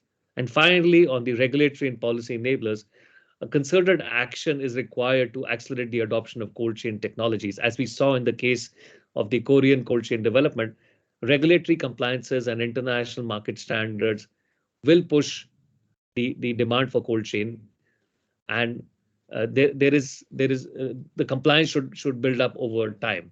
It is equally important for investments to be made to build consumer awareness programs on the benefits of cold chain in preserving freshness as well as health and safety of the product. There's an impression among Indian consumers that cold is not fresh, and this needs to be worked on. Adoption of standards and implementation of these requirements will become necessary to influence movement across in the cold chain system. We've seen the usage of rail network. Now it's important to start to create the small warehouses at small railway stations that can handle multi-temperature products. And similarly, as we move to the e-vehicle regime, there'll be a need for charging points and parking norms for electric-based cooling systems. I will end here and look forward to your questions and comments as we move forward. I would like to now welcome Mr. Azad Ambuwala, one of the founders of Swarathi Farms, to share the experiences of managing fresh produce supply chain in the context of a large farmer collective. Azhar? Thank you, Raman. Thank you. I think Azhar, this is Vivek's presentation, so maybe Vivek, maybe you can start first. Sorry, Azhar, for that sequencing. Not a problem. I'll come back later. Vivek? Yeah. Am I audible? Yes. Thank you. Great. Okay. So thank you. Thanks, everyone. Welcome everyone for this seminar. Thanks, ADB, for getting me for this presentation and all. So quickly, I think I'm aware of the time, so I have a couple of slides and then can take a few questions. So this is basically Kisan Connect. We are a startup, started around 18-19 months back, and we are basically a digital company, farmer to consumer business model. Around 2,000 farmers now, and we connect to those 2,000 farmers with around 60,000 consumers in Mumbai and Pune only. So we are a very limited geography right now. The mission is to obviously become a respected and leading agribusiness company, committed to thoughtful social economic development. So right now we do have around 200 items in assortment, vegetables and fruits, and we do around 1500 to 2000 deliveries every day in both these cities. Can we go next?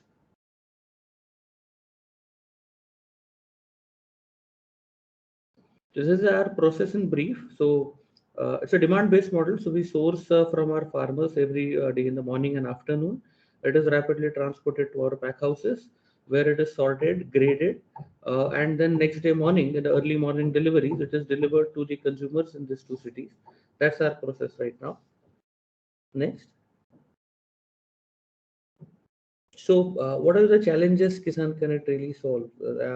I think in the past couple of presentations, we have seen how digital or e-commerce, have been adopted very rapidly in a lot of parts of the world, and India is no different. So the challenges, we solve for the consumers is, I think, biggest challenges for consumers today in the fresh produce particularly is the freshness. Second is the consistency, and even if you get it, then the prices, because though it's a mass product, so prices, reasonable prices remain a thing. And fourth, obviously, is the trust, because it's a very fragmented supply chain, and the consumers really don't know from where the product really comes. So I think these are the challenges Kisan Connect solves for them by giving a trustworthy source, reasonable prices, enough variety, and most importantly, delivery at the doorstep, which is the convenience what the urban consumers look for today. The challenges we solve for the farmers is, I think there is a big gap wherein the high quality produce is grown by the farmers, but the challenge is the consistent 365 days buyer.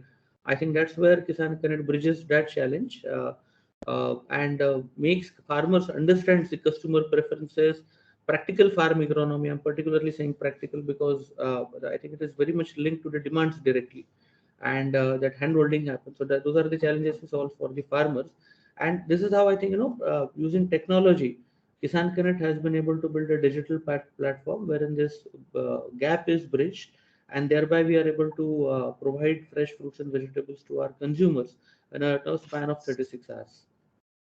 Next. Today is a world of collaborations, as we all of know, and there are a lot of technology requirements, for the digital platforms. Similarly, I think we have joined hands with a lot of technology providers, in the landscape, wherein we use tools like customer relationship management softwares, warehouse management, RFID tracking, IoT services, weighing and packing solutions, payment gateways and all. I think digital business is an integration that happens very smoothly in digital businesses, and that's what Kisan Connect has done to ensure a smooth experience for the consumer as well as the farmers. Next, please. These are just some of the examples in slides to come. Next 4 or 5 slides. So it's basically a procurement app, a delivery app, then which we use. This is basically from tracking the farmers' orders to the customers' orders, deliveries on time, tracking logistics and all. Can you go ahead?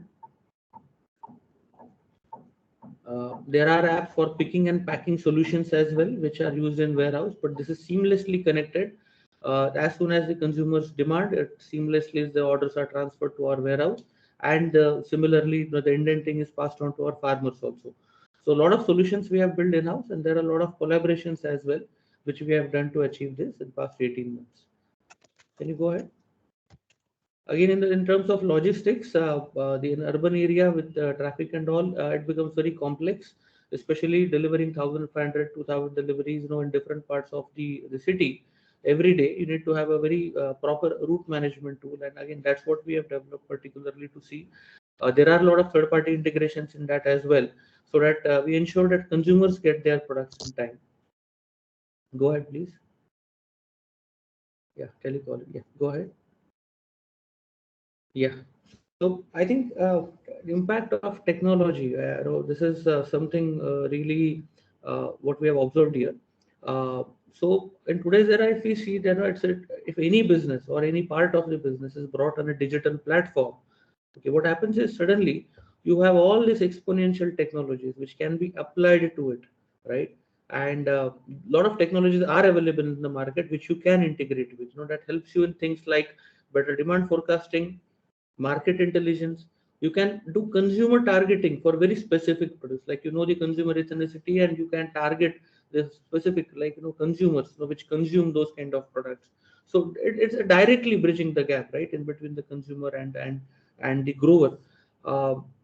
If you see in terms of wastages, how technology has helped us in this model is, unlike huge wastages which could range from some 10-15% to even 40% in some cases in the conventional agri supply chain, our wastage in the system is just 2%.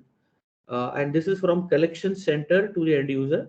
And then if we see from the farm to collection center, it is again in below 2%, and that all comes because of the handholding with the farmers, making them understand what are the market requirements, post harvest handling, training and all. I think that definitely helps a lot.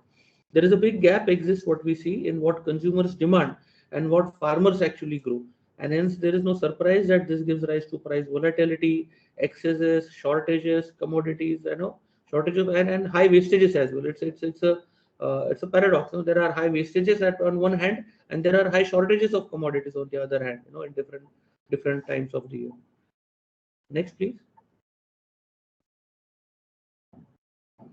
In terms of logistics, again, we are trying to build a smart logistics chain across, wherein there are RFIDs to the crates right from the sourcing, which basically helps us to track all those movements of the crates in terms of their variety, timing, movement, right from procurement to distribution.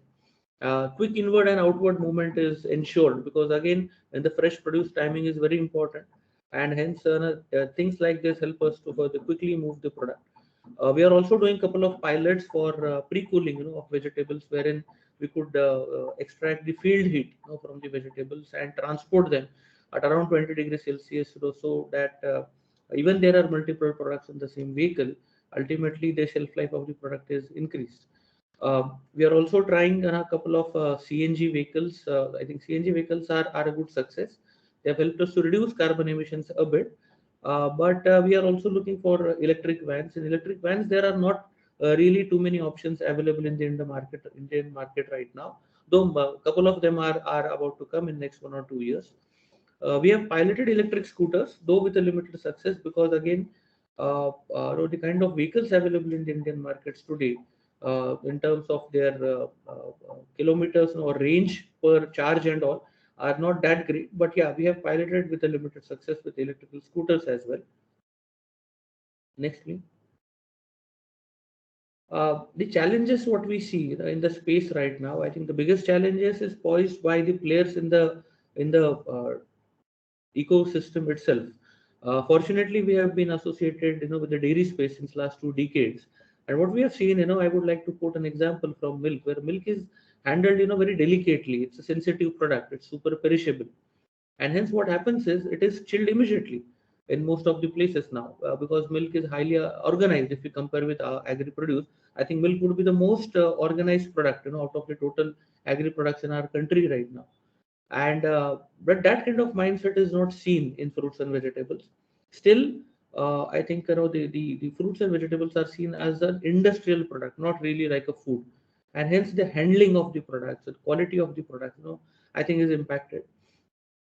Second challenge, I would say, and I think it's good that we see. I think Ramanji also just explained, there are a lot of agtech solutions now which have come up. But what we see on the ground is there is no marriage of the solutions and the practical problems of the farmers really. I think there could be more collaborative efforts which could be needed for that. Great solutions, but if there are agencies in between, right? If there are farmer collectives, like there are great examples like the Swarathi Farms itself, right? Or there are other cooperatives or producer companies in different areas. I think if these companies like act to transfer that technology, I think that's these are the kind of business models I think we need. Can we go ahead? No, unless the customer starts demanding, the changes don't happen. And here customers demand quality. So I see there is a lot of scope for these changes to happen. Price discovery again remains a very big challenge. It's very unorganized. There are no indexes as such. There are different commodities grown in different parts of the country, the state, at different seasons. And while the farmer decides what to sow for the next season, I think it's largely based on the hunch, not on data, right? So data-driven decisions for farmers are not really available due to lack of data. I was very happy to see when Ramanji explained that, the farmer stack, government will be, making this data available to agtech companies. And I think this will not only agtech, but a lot of marketing companies also, I think, will be benefiting a lot, I see, with this. There are many players, in the whole system. And again, I would second this, that integration is one thing which is very, very necessary for all the elements, right from agri input suppliers to farmers to transporters to marketers and to delivery system. I think the integration is what, and again, I would go back and quote example of dairy companies, where a lot of companies like even dairy cooperatives or large private dairy companies, they have been successful in integrating all these functions, and that is what has been the success of dairy in India. So similar things I would definitely see are required here. Experimentation is required. Like we are one of the many digital companies which have came in last couple of years and grown significantly during the pandemic. But I think what technology has allowed us to do is to collaborate, to work together, and a lot of models, right? Like community based dairy farms, for demand based products, wherein you have a very regular demand. Field lead reduction solutions on field, or farmer collectives which can do their sorting, grading just on field and then directly ship it to the consumption centers, depots, right, of the e-com companies or of the modern trade. Traceability based residue free organic produce supply chain models. I think these have to be experimented with participation of various elements.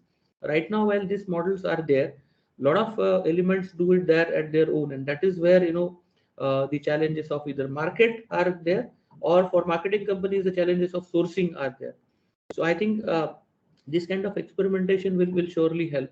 I strongly believe that the use of e-commerce, blockchain, and digital technology for precision farming, and largely empowerment of these players, right? I think if we are able to empower the players, in the ecosystem with all these tools, this will definitely speed up the required change. And again, like as we see a lot of startups which are actually impacting the space, not really waiting for the government intervention to happen. It happens in parallel. It's great. It's helpful. But I think the industry elements, right, are should come together. I'm seeing a lot of industry elements coming together and building innovative solutions. And I'm sure this will change the landscape, in a much better way in days to come. Yeah. Next, please. So thanks. I think any questions. I just completed in a short time, but I think it is great. Any questions, if any? Thank you, Vivek. Very cogent presentation, and you brought out the key issues. Over to you, Azhar, to talk about the experience of Swarathi Farms. Hello, everybody. Thank you, Raman. Thank you, the ADB team, for organizing this. It's been quite eventful and quite encouraging to see all the ideas and the presentations made. And to all my Korean friends over there, Anayong Hasabnika, that's, I just picked it up. That's just hello in Korea. And considering that there's so much of information this morning, let's try, and I'm going to try and make this easy. Starting with Swarathi Farms is basically an FPO, and the reason we have come to formation is because of the challenges that have been brought forward by Raman and Vivek and other speakers also. And the whole idea is from ground level to actually food safety. There is a lot of gaps and a lot of stakeholders who are all haphazard along the way, and we are trying to revolutionize the farming ecosystem. Next, please.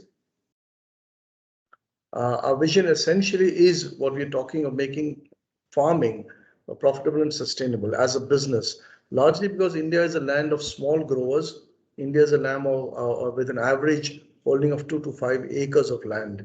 And that's not enough really to make a really big commercial kind of a business venture. So how do you make a small farm profitable and as a business is what we are trying to do. And along the way, make it responsible towards, make the farmer responsible towards producing safe, healthy and affordable produce, which is an added advantage to the consumers. And in the bargain, ensuring that the stakeholders and the environment is taken care of and we also strengthen the economy accordingly. So that's a huge task that we've taken upon ourselves, but that's the vision we are playing with. Next, please. Our structure over here. Now, what an FPO is, is more it's called a farmer producer organization, and it's an escalated model than a cooperative earlier. And what we've done is we've got a mother company which is called Swarathi Farms Producer Company Limited, and under that we have many other crop specific or region specific farmer producer organizations again, which can then deal with their local problems directly, and we have the actual farmers on board and they take guidance from the mother company. And besides that, we also have a retail company which is joined so that we can market the produce of all these companies directly to the consumer. And this kind of gives us a more rounded kind of a form. Next, please. As I said, we are trying to find an end-to-end solution. We believe that taking one part of the chain and trying to kind of polish it up and make it good will not help, because the entire chain needs to be lifted, and which means that we need to have an end-to-end solution right from the farmer to the consumer and take care of all the stakeholders in between, which then means we need interventions at farm levels, we need intervention at the product value addition levels and at the sales and marketing level, ensuring the farmers and the global consumer is all included in the whole chain. Next, please. For this, now one of the things that we have done is we are accumulating a lot of data from various points in this chain, whether it's farms or it's weather data, it's our sensory equipment, machinery from satellites. We've got our own weather stations, our irrigation information. Now, all of this information, how do we actually collate it? So we've kind of powered with a few companies where we get all data integration, which helps us just make better and faster and better accurate decisions. Oftentimes, like the previous speaker mentioned, that a lot of things are being, a lot of decisions are being taken on a hunch. And the idea is, instead of how do you get rid of a hunch? And that can only help when you have accurate data on your hand and you actually know which direction to then go to. So we found it very important to get data, how do you say that, integration or crop advisory and decision makings. So that's what we've tried to do. We've tied up with a company called in the UK for this, and that helps us largely for this. Thank you. Next, please. Again, we are talking of, we are one of the first companies in agriculture with blockchain. And again, like I come back to the fact that we've got a lot of links in a chain. And how do you bring all these links? How do you bring in traceability? How do you bring transparency? And that's the reason we have brought in blockchain. And we are able to, we've already established traceability. We've already established traceability in the entire chain of from farm to consumer.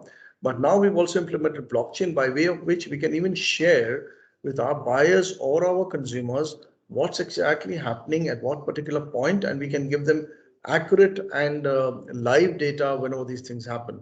So this, we think, is a just like the previous speaker as well as Raman also mentioned, that blockchain is becoming increasingly important, but it's challenging to do it in the agri field.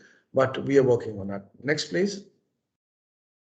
Again, what is our distribution model? I mean, if you see Raman's model where he said in the network, that slide which said it's all a big mess. We've tried to kind of create some kind of sensibility in this. And if you see, we've got a central facility center, which is based in Nasik, and from where we actually operate from. So that becomes a central point. And we have an agronomy team, and we have our growers registered with us. We have over 10,000 growers. All these growers are working in different crops in different regions. What we do is we have collection centers as well as our own teams going out, bringing all the produce to the central facility center, where it is added value, whether it's as a fresh produce or as a processed product. And whatever value it is added, then it can either go for export or it can go to directly to the state, and then to the region, to the direct Indian consumers. And then what we also have are distribution centers. If you go further down the slide, you will just see on the right, we have distribution centers where we just deliver to our distribution centers in a city, maybe many points, multiple points in a city. And these distribution centers further do the last mile delivery to the consumer. Now that is quite an elaborate network. In this particular distribution center itself, we've got at the moment about 300 people, youngsters involved, and we are planning to have another 200-300 people. So that's a huge logistics network that we're trying to build, which goes further into directly to the consumer. Next, please. Again, like I said, I explained about the blockchain and the traceability. You can track and trace any of our produce, however small it is. Maybe it's half a kilo of produce, which we can trace back right to the farmer. So what happens is, right, we have all the farmers registered with us. We've got an app-based platform called Vesatogo, and once the farmers are registered with us, they get a lot of agronomy support, and then we inform them what is the requirement.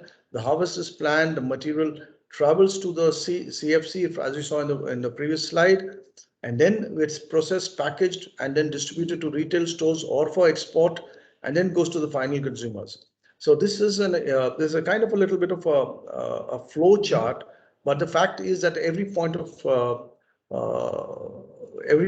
of distribution, we are able to trace the product, and even for the benefit of the consumer at any point of time has the ability to just click on a phone, scan the barcode, and know exactly where the produce came from, which in India, at least at the moment, is a very, very big dark area where no consumer has any idea of where the produce is coming from, and no consumer knows that it is his right to understand where it is coming from. Because oftentimes, when we are buying a car or we are buying a white goods or fridges or anything, we always look for brand, we look for assurance, we look for guarantees, warranties.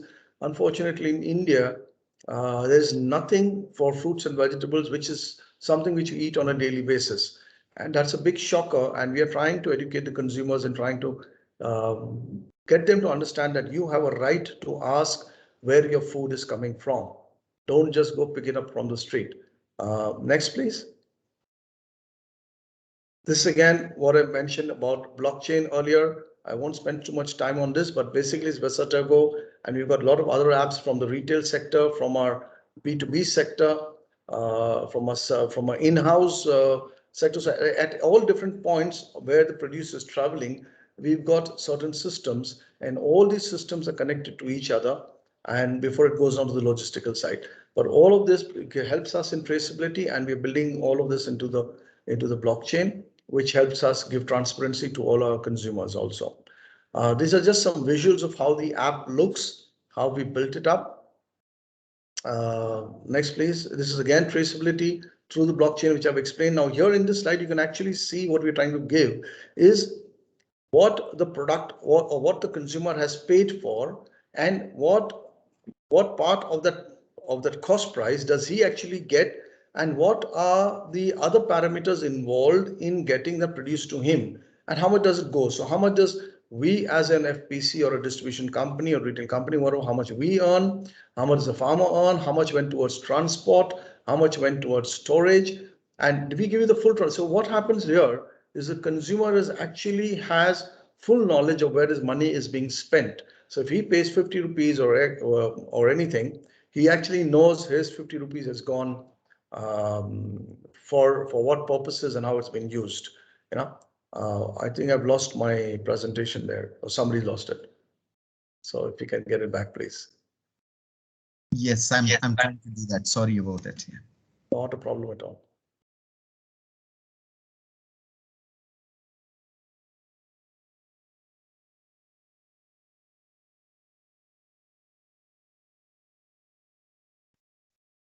We're trying to get it back. Somebody has taken control. We're back. No problem. These things happen. Okay, so that's what I said. This is just a visual of a breakup by way of blockchain, by way of traceability, which we can give to all. Sorry, somebody is speaking. Something.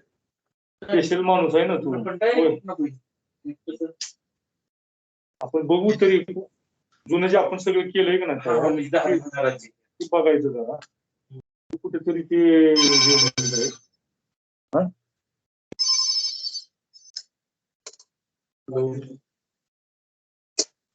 बर बर बर बर. Hello. Yeah, just 1 minute. I'm trying to mute the other people. Okay. Yeah, can you unmute yourself and speak, Mr. Azhar? All right. Okay. Right. Yeah, I think I'm back.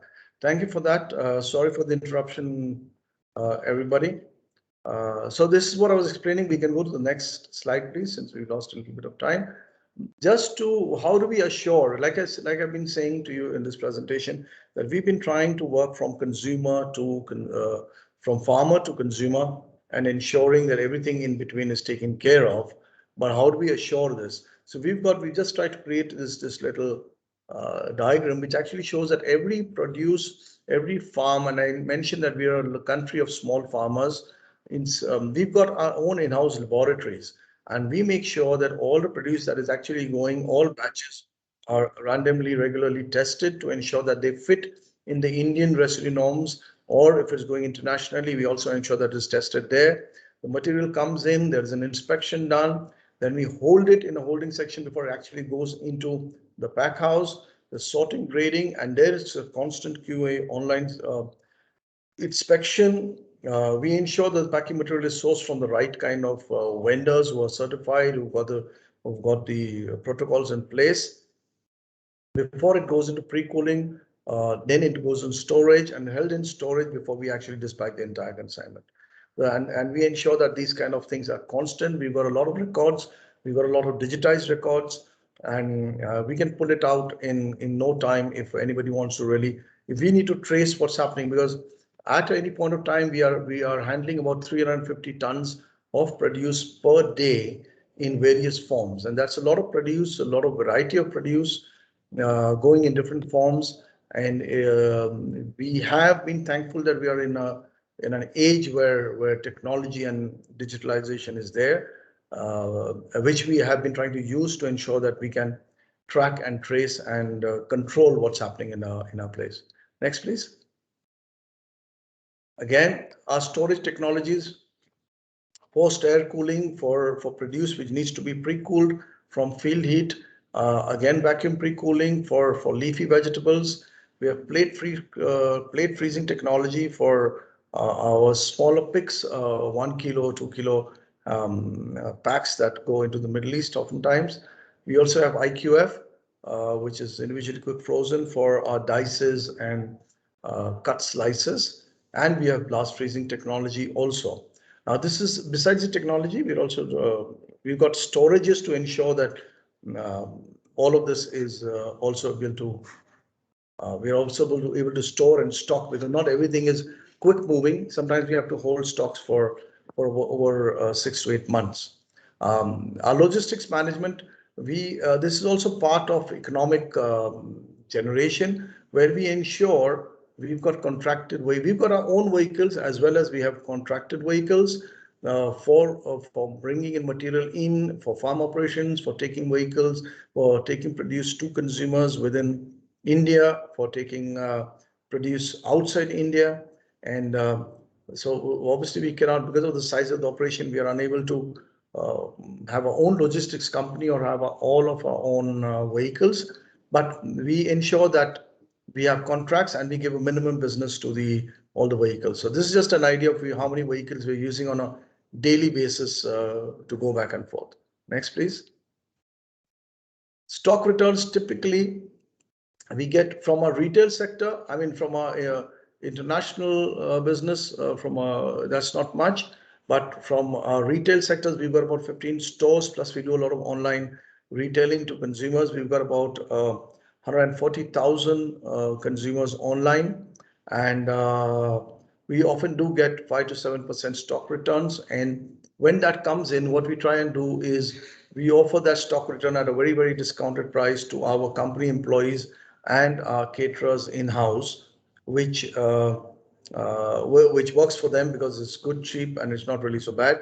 Whatever is not really able to sell off, we use for processing and byproducts, and approximately about 2 or 3% is not consumable. However, we are working towards our solution to become a zero waste company, and we've just set up plans for ellagic acid and pectins, which is basically made from food waste. And a lot of we are looking at getting all our food waste put into that system, so we end up becoming a zero waste facility altogether. Next, please. Yeah, how do we manage pricing? Now, this is again a very, very challenging task in India because there are no real formal platforms where you can get data. So we have people who are constantly talking to different markets. We ourselves have a presence all over the country in various wholesale markets and through our distribution centers, which then gives us data about daily products and in different cities, and we are able to update our offers to our customers on an app-based platform through this data, which is again a lot of data coming in on a day-to-day basis and needs to be processed very, very quickly to work it out. And next one, just packaging innovations that we have. There are a lot more. I've just tried to put in a few, but we do a lot more products, and there are many different kinds of packagings in consumer form, in bulk form, in private label. We also do it for that. So we are open to any kind of ideas which kind of have volumes and have a value addition. Next, please. Just a small idea of our customers across the world and in India. We serve about 42 countries across the world and close to about 40 cities in India. And we have a retail presence in Mumbai, Pune, and Nasik with 15 stores and an online presence where we are serving close to about 140,000 consumers. Next, please. This is just a snapshot of our facility. It does not fit in everything because there's a lot more on the left and there is a lot more on the right.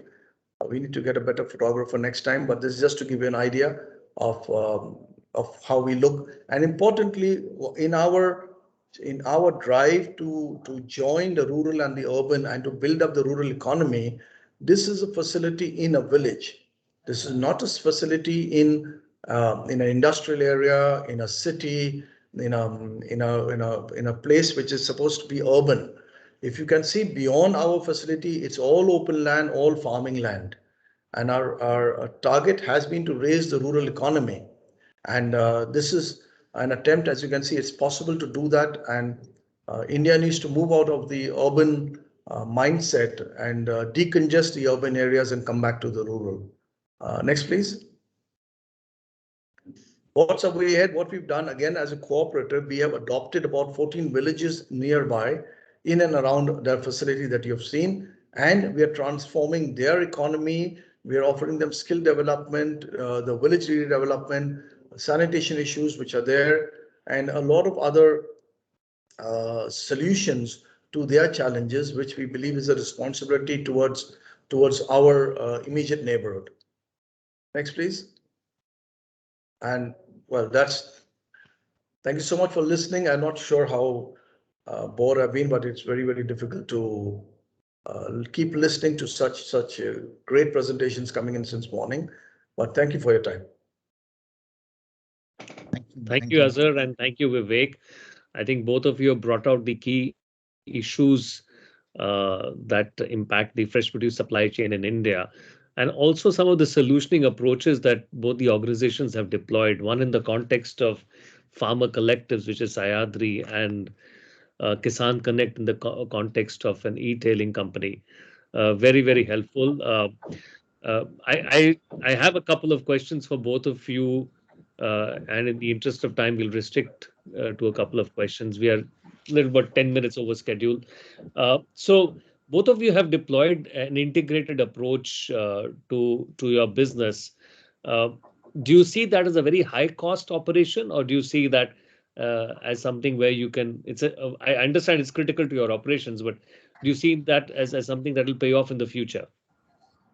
Vivek, would you like to start? Yeah, I think, in terms of technology, in the retail, definitely, I think it's a high cost one for distribution and all, because what happens, particularly maybe in a startup like us, it's not only us, but people or the consumers would compare us, with any kind of established players in the market. That's the kind of experience, a consumer wants today.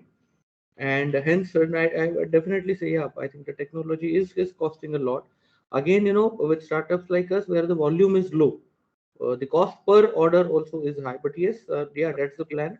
As the orders improve, or as the volumes improve, I think definitely that cost will be compensated over the years to come. But yeah, it's high cost to start with. That's what is the consumer end, I would say.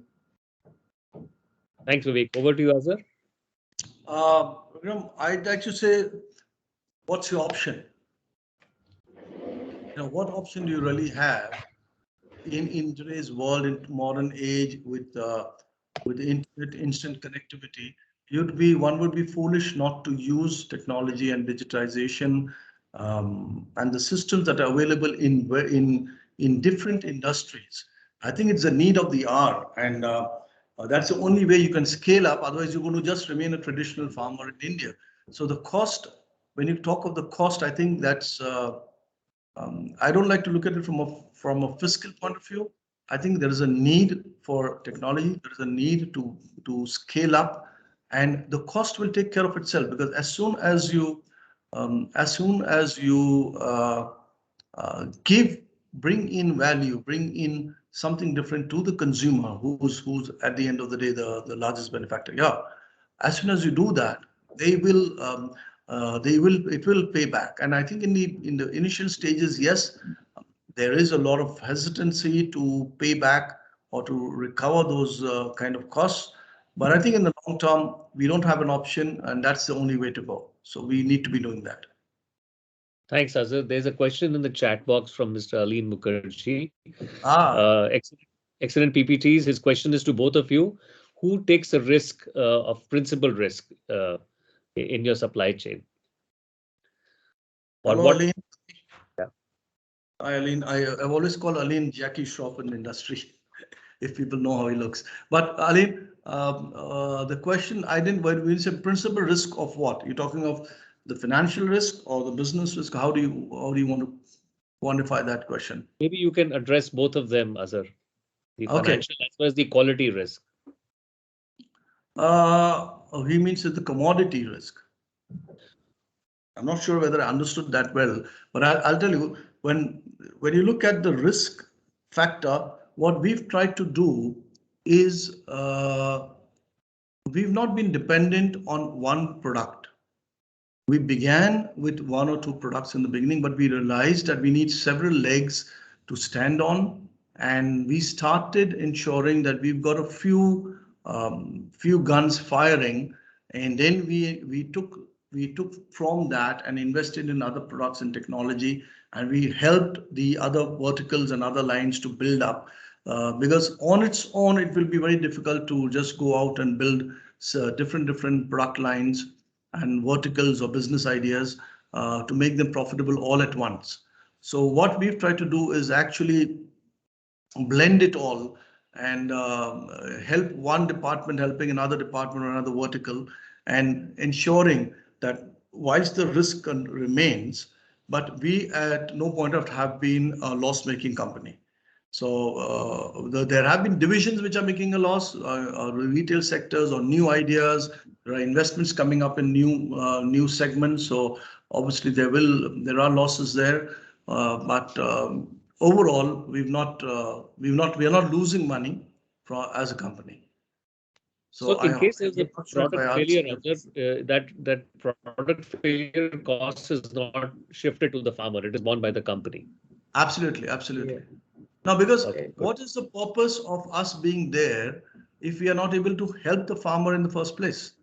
Why will the farmer be joined with us? Because that's our first responsibility comes towards bringing in some value to the small farmer who on his own cannot do what we are trying to do as a collective. So if I cannot serve that purpose, the farmer is not benefited, and why will he stay with us in the first place? So if you see in the first place, our vision is to ensure that farming becomes a business, becomes a profitable business. So it becomes our responsibility to ensure that the farmer gets a fair price, and what we do ahead becomes our business responsibility and our financial responsibility to how do we conduct business. So the idea is an FPO, as compared to the earlier cooperatives that were there in the country, they have allowed an FPO to be run as a private company. The only constraint being that it must be 100% farmer owned. So you cannot have others involved. And the advantage here is it is forcing farmers to not simply be farmers, but also come out and have a more business outlook, a worldly outlook. So stepping out of the comfort zones and come out and actually do business and get involved in the front side also. So that's the beauty of an FPO as a segment. And that's what we've been trying to do.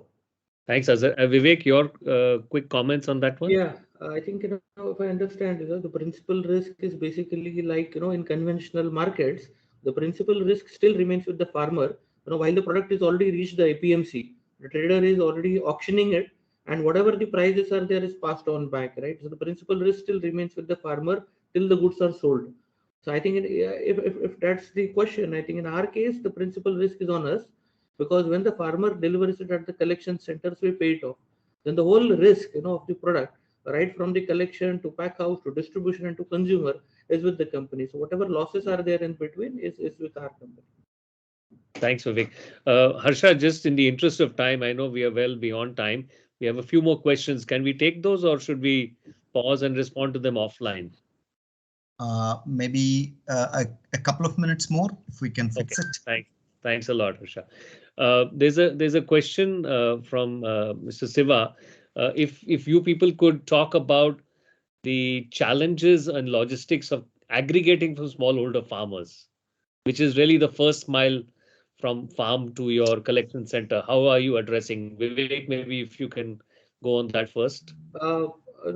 I think these are in vegetables particularly, the challenges are definitely there. In vegetables, you see, unlike fruits, in fruits you have slightly larger farmers with large farm sizes. But in vegetables, they are extremely small and marginal farmers. And it continuously keeps on changing. For example, if we have a collection center and we want to procure in a radius of 4 to 5 kilometers, it's very difficult that you get the same vegetables for 365 days in the same radius. It's very challenging. You will get in that collection center for 2-3 months, and then in another collection center, and then in the another collection center, depending on the seasons. It becomes very challenging.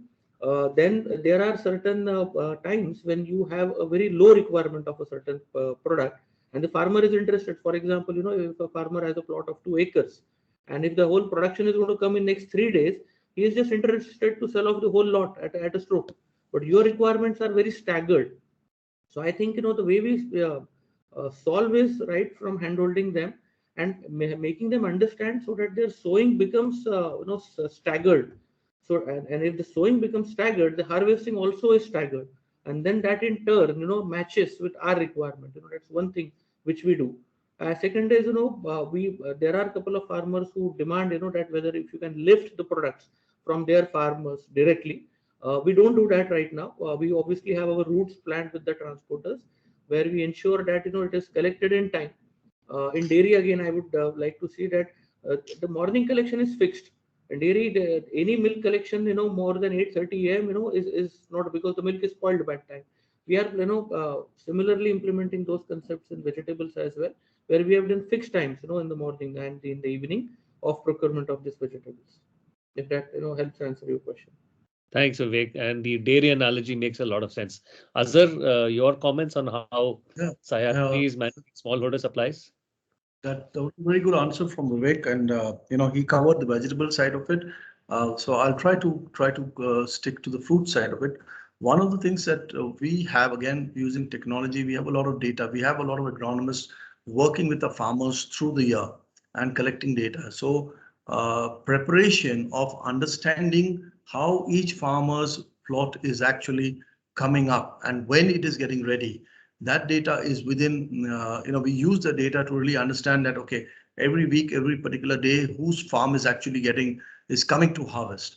That helps us to plan better as against, a haphazard way of figuring out whose farm is ready to bring out, And what we also do is from the when we are exporting or importing or for the domestic markets, we often send out our own harvesting teams and our own vehicles, which is different from what Vivek said for vegetables.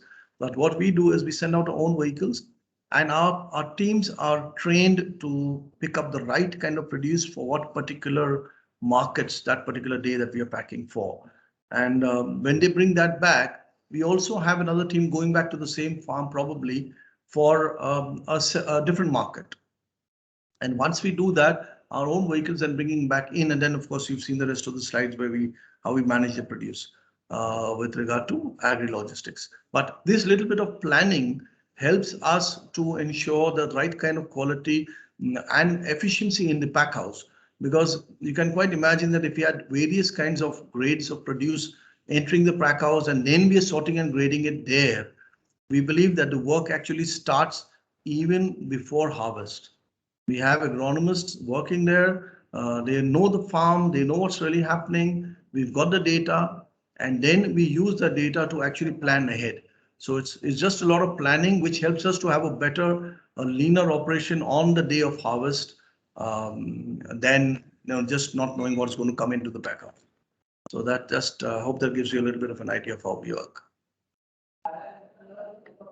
Thanks, Azhar. I think very clearly what's coming out is an integrated approach needs to be supported with use of some level of digital technology and a lot of training of human resources to work with farmers and to work in this kind of integrated system. This is not new. However, this needs to be applied in these new environments of fresh produce. There's a lot of lessons from dairy that can be taken, as Vivek has pointed out, and lessons from fruit supply chains. I'm sure there'll be things that will be worked on in the future in different projects of ADB. So with that, I'd like to just wrap up and thank both Azhar and Vivek for their time and also to the audience for their questions. Over to you, Harsha. Thank you. Thank you very much, everybody, for having me. Thank you all the presenters for your time. Take time from your busy schedules to share your knowledge. Thank you very much. Now, we would like to invite Ms. Mio Oka, who is the Director, Environment, Natural Resources and Agriculture Division, South Asia Department of ADB, to give closing remarks. Before she delivers her closing remarks, we thought we'll give a brief introduction to Ms. Mio Oka. So since 2015, Ms. Oka has been responsible for administering several climate adaptation projects, including flood and coastal management, water use efficiency, rural connectivity improvement, and agriculture value chain projects in India, Bangladesh, Bhutan, Nepal, Sri Lanka, and Maldives. Mio has over 20 years of experience in research, planning, designing, and implementing agriculture and rural development projects in South America, Southeast, and South Asia, gained through her work with development organizations and ADB.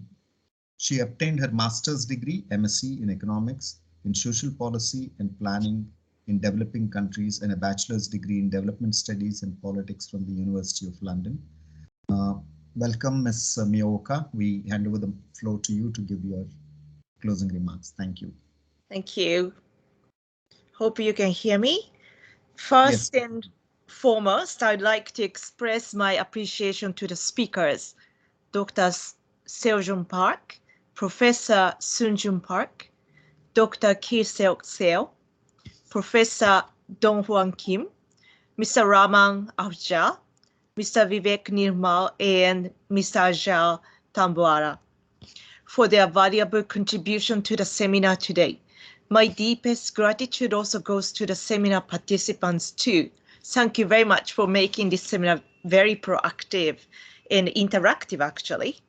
I have been delighted to learn how Korea was able to effectively develop its wholesale markets, cold chain, and agriculture cooperative logistics over several decades.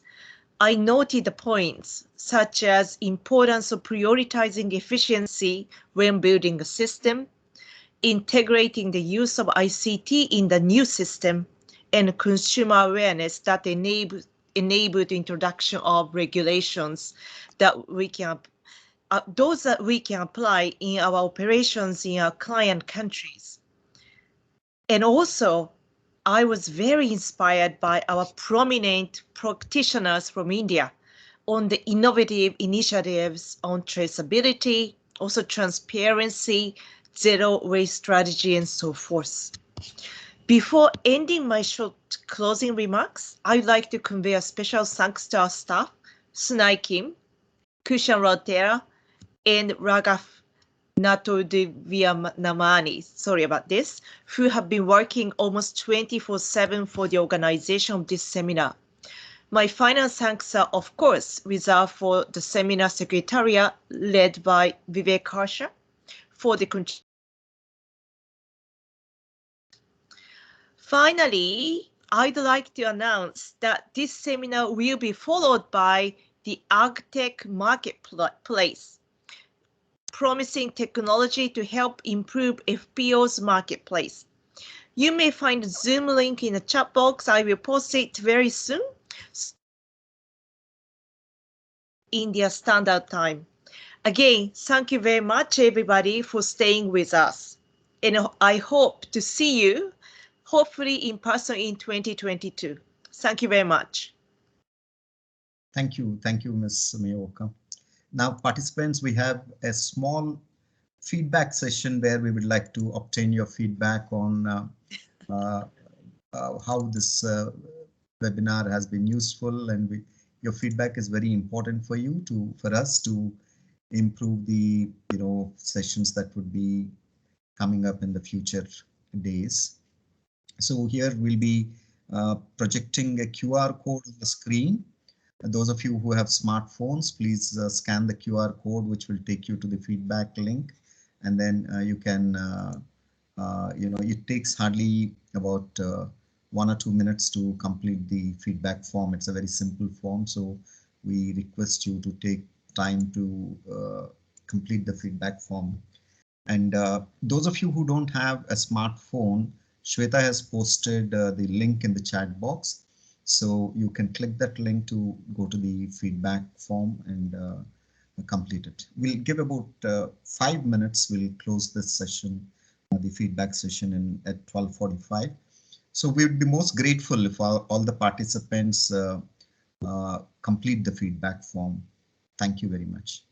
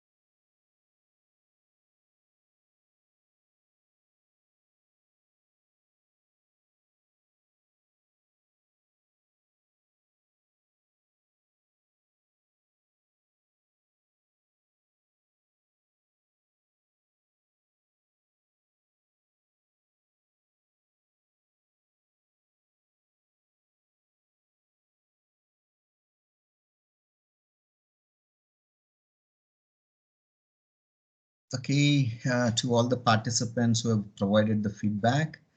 Now we would like to close this feedback session and make an announcement. As Ms. Miyoka has already announced, there's going to be another session at 1 o'clock, which is about 15 minutes from now.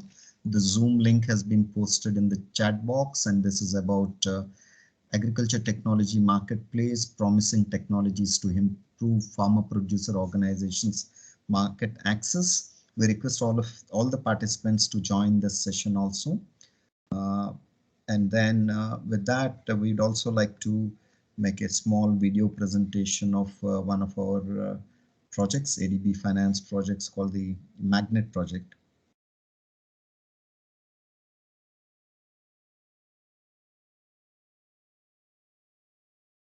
Can you hear the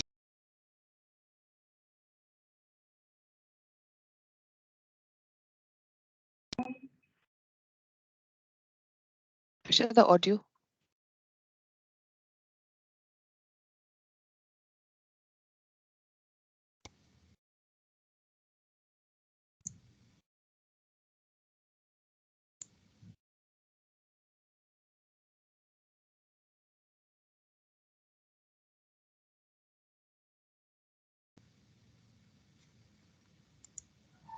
Total veg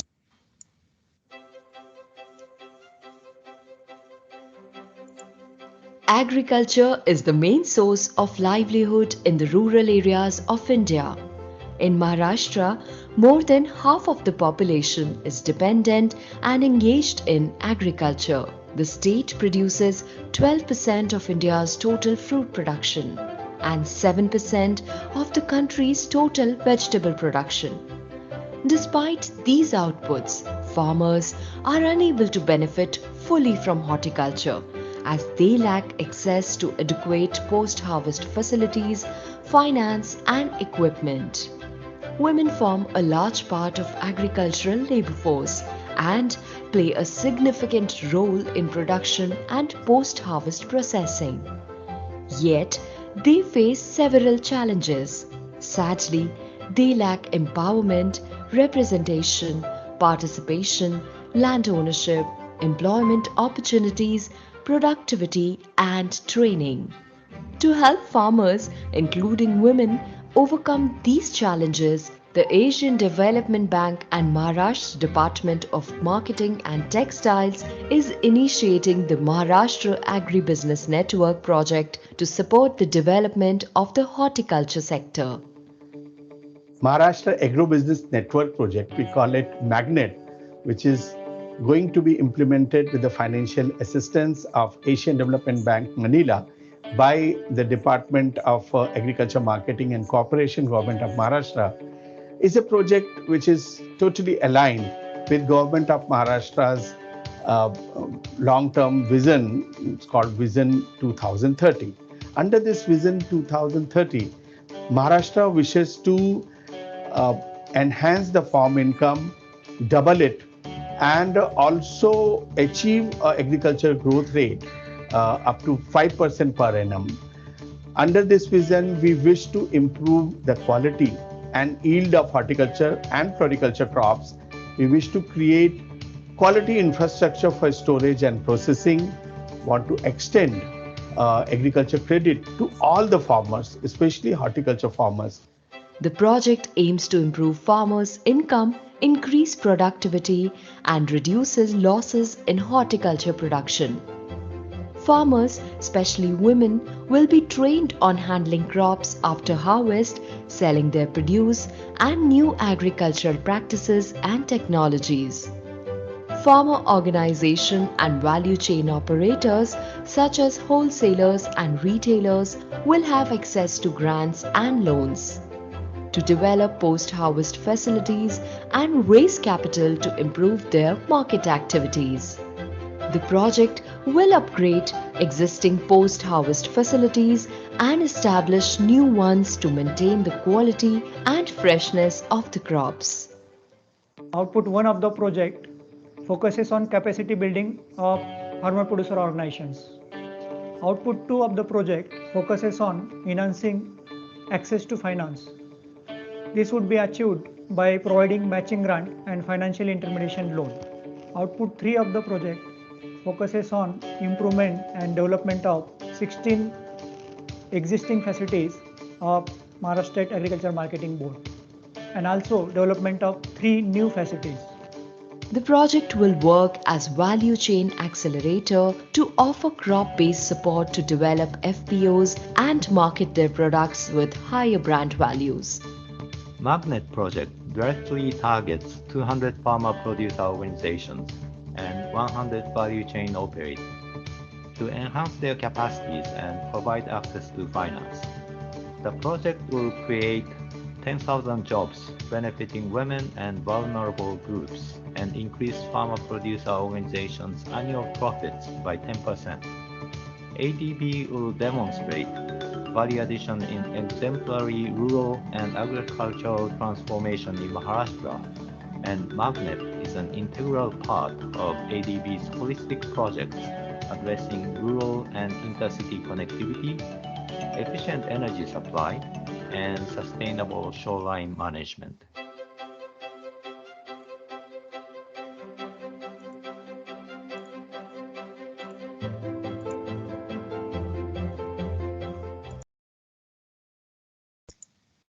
So with that, we come to a conclusion to this session. The second session would be starting in about 10 minutes from now. We request all the participants to use the Zoom link and join the second session. Thank you all and have a good day.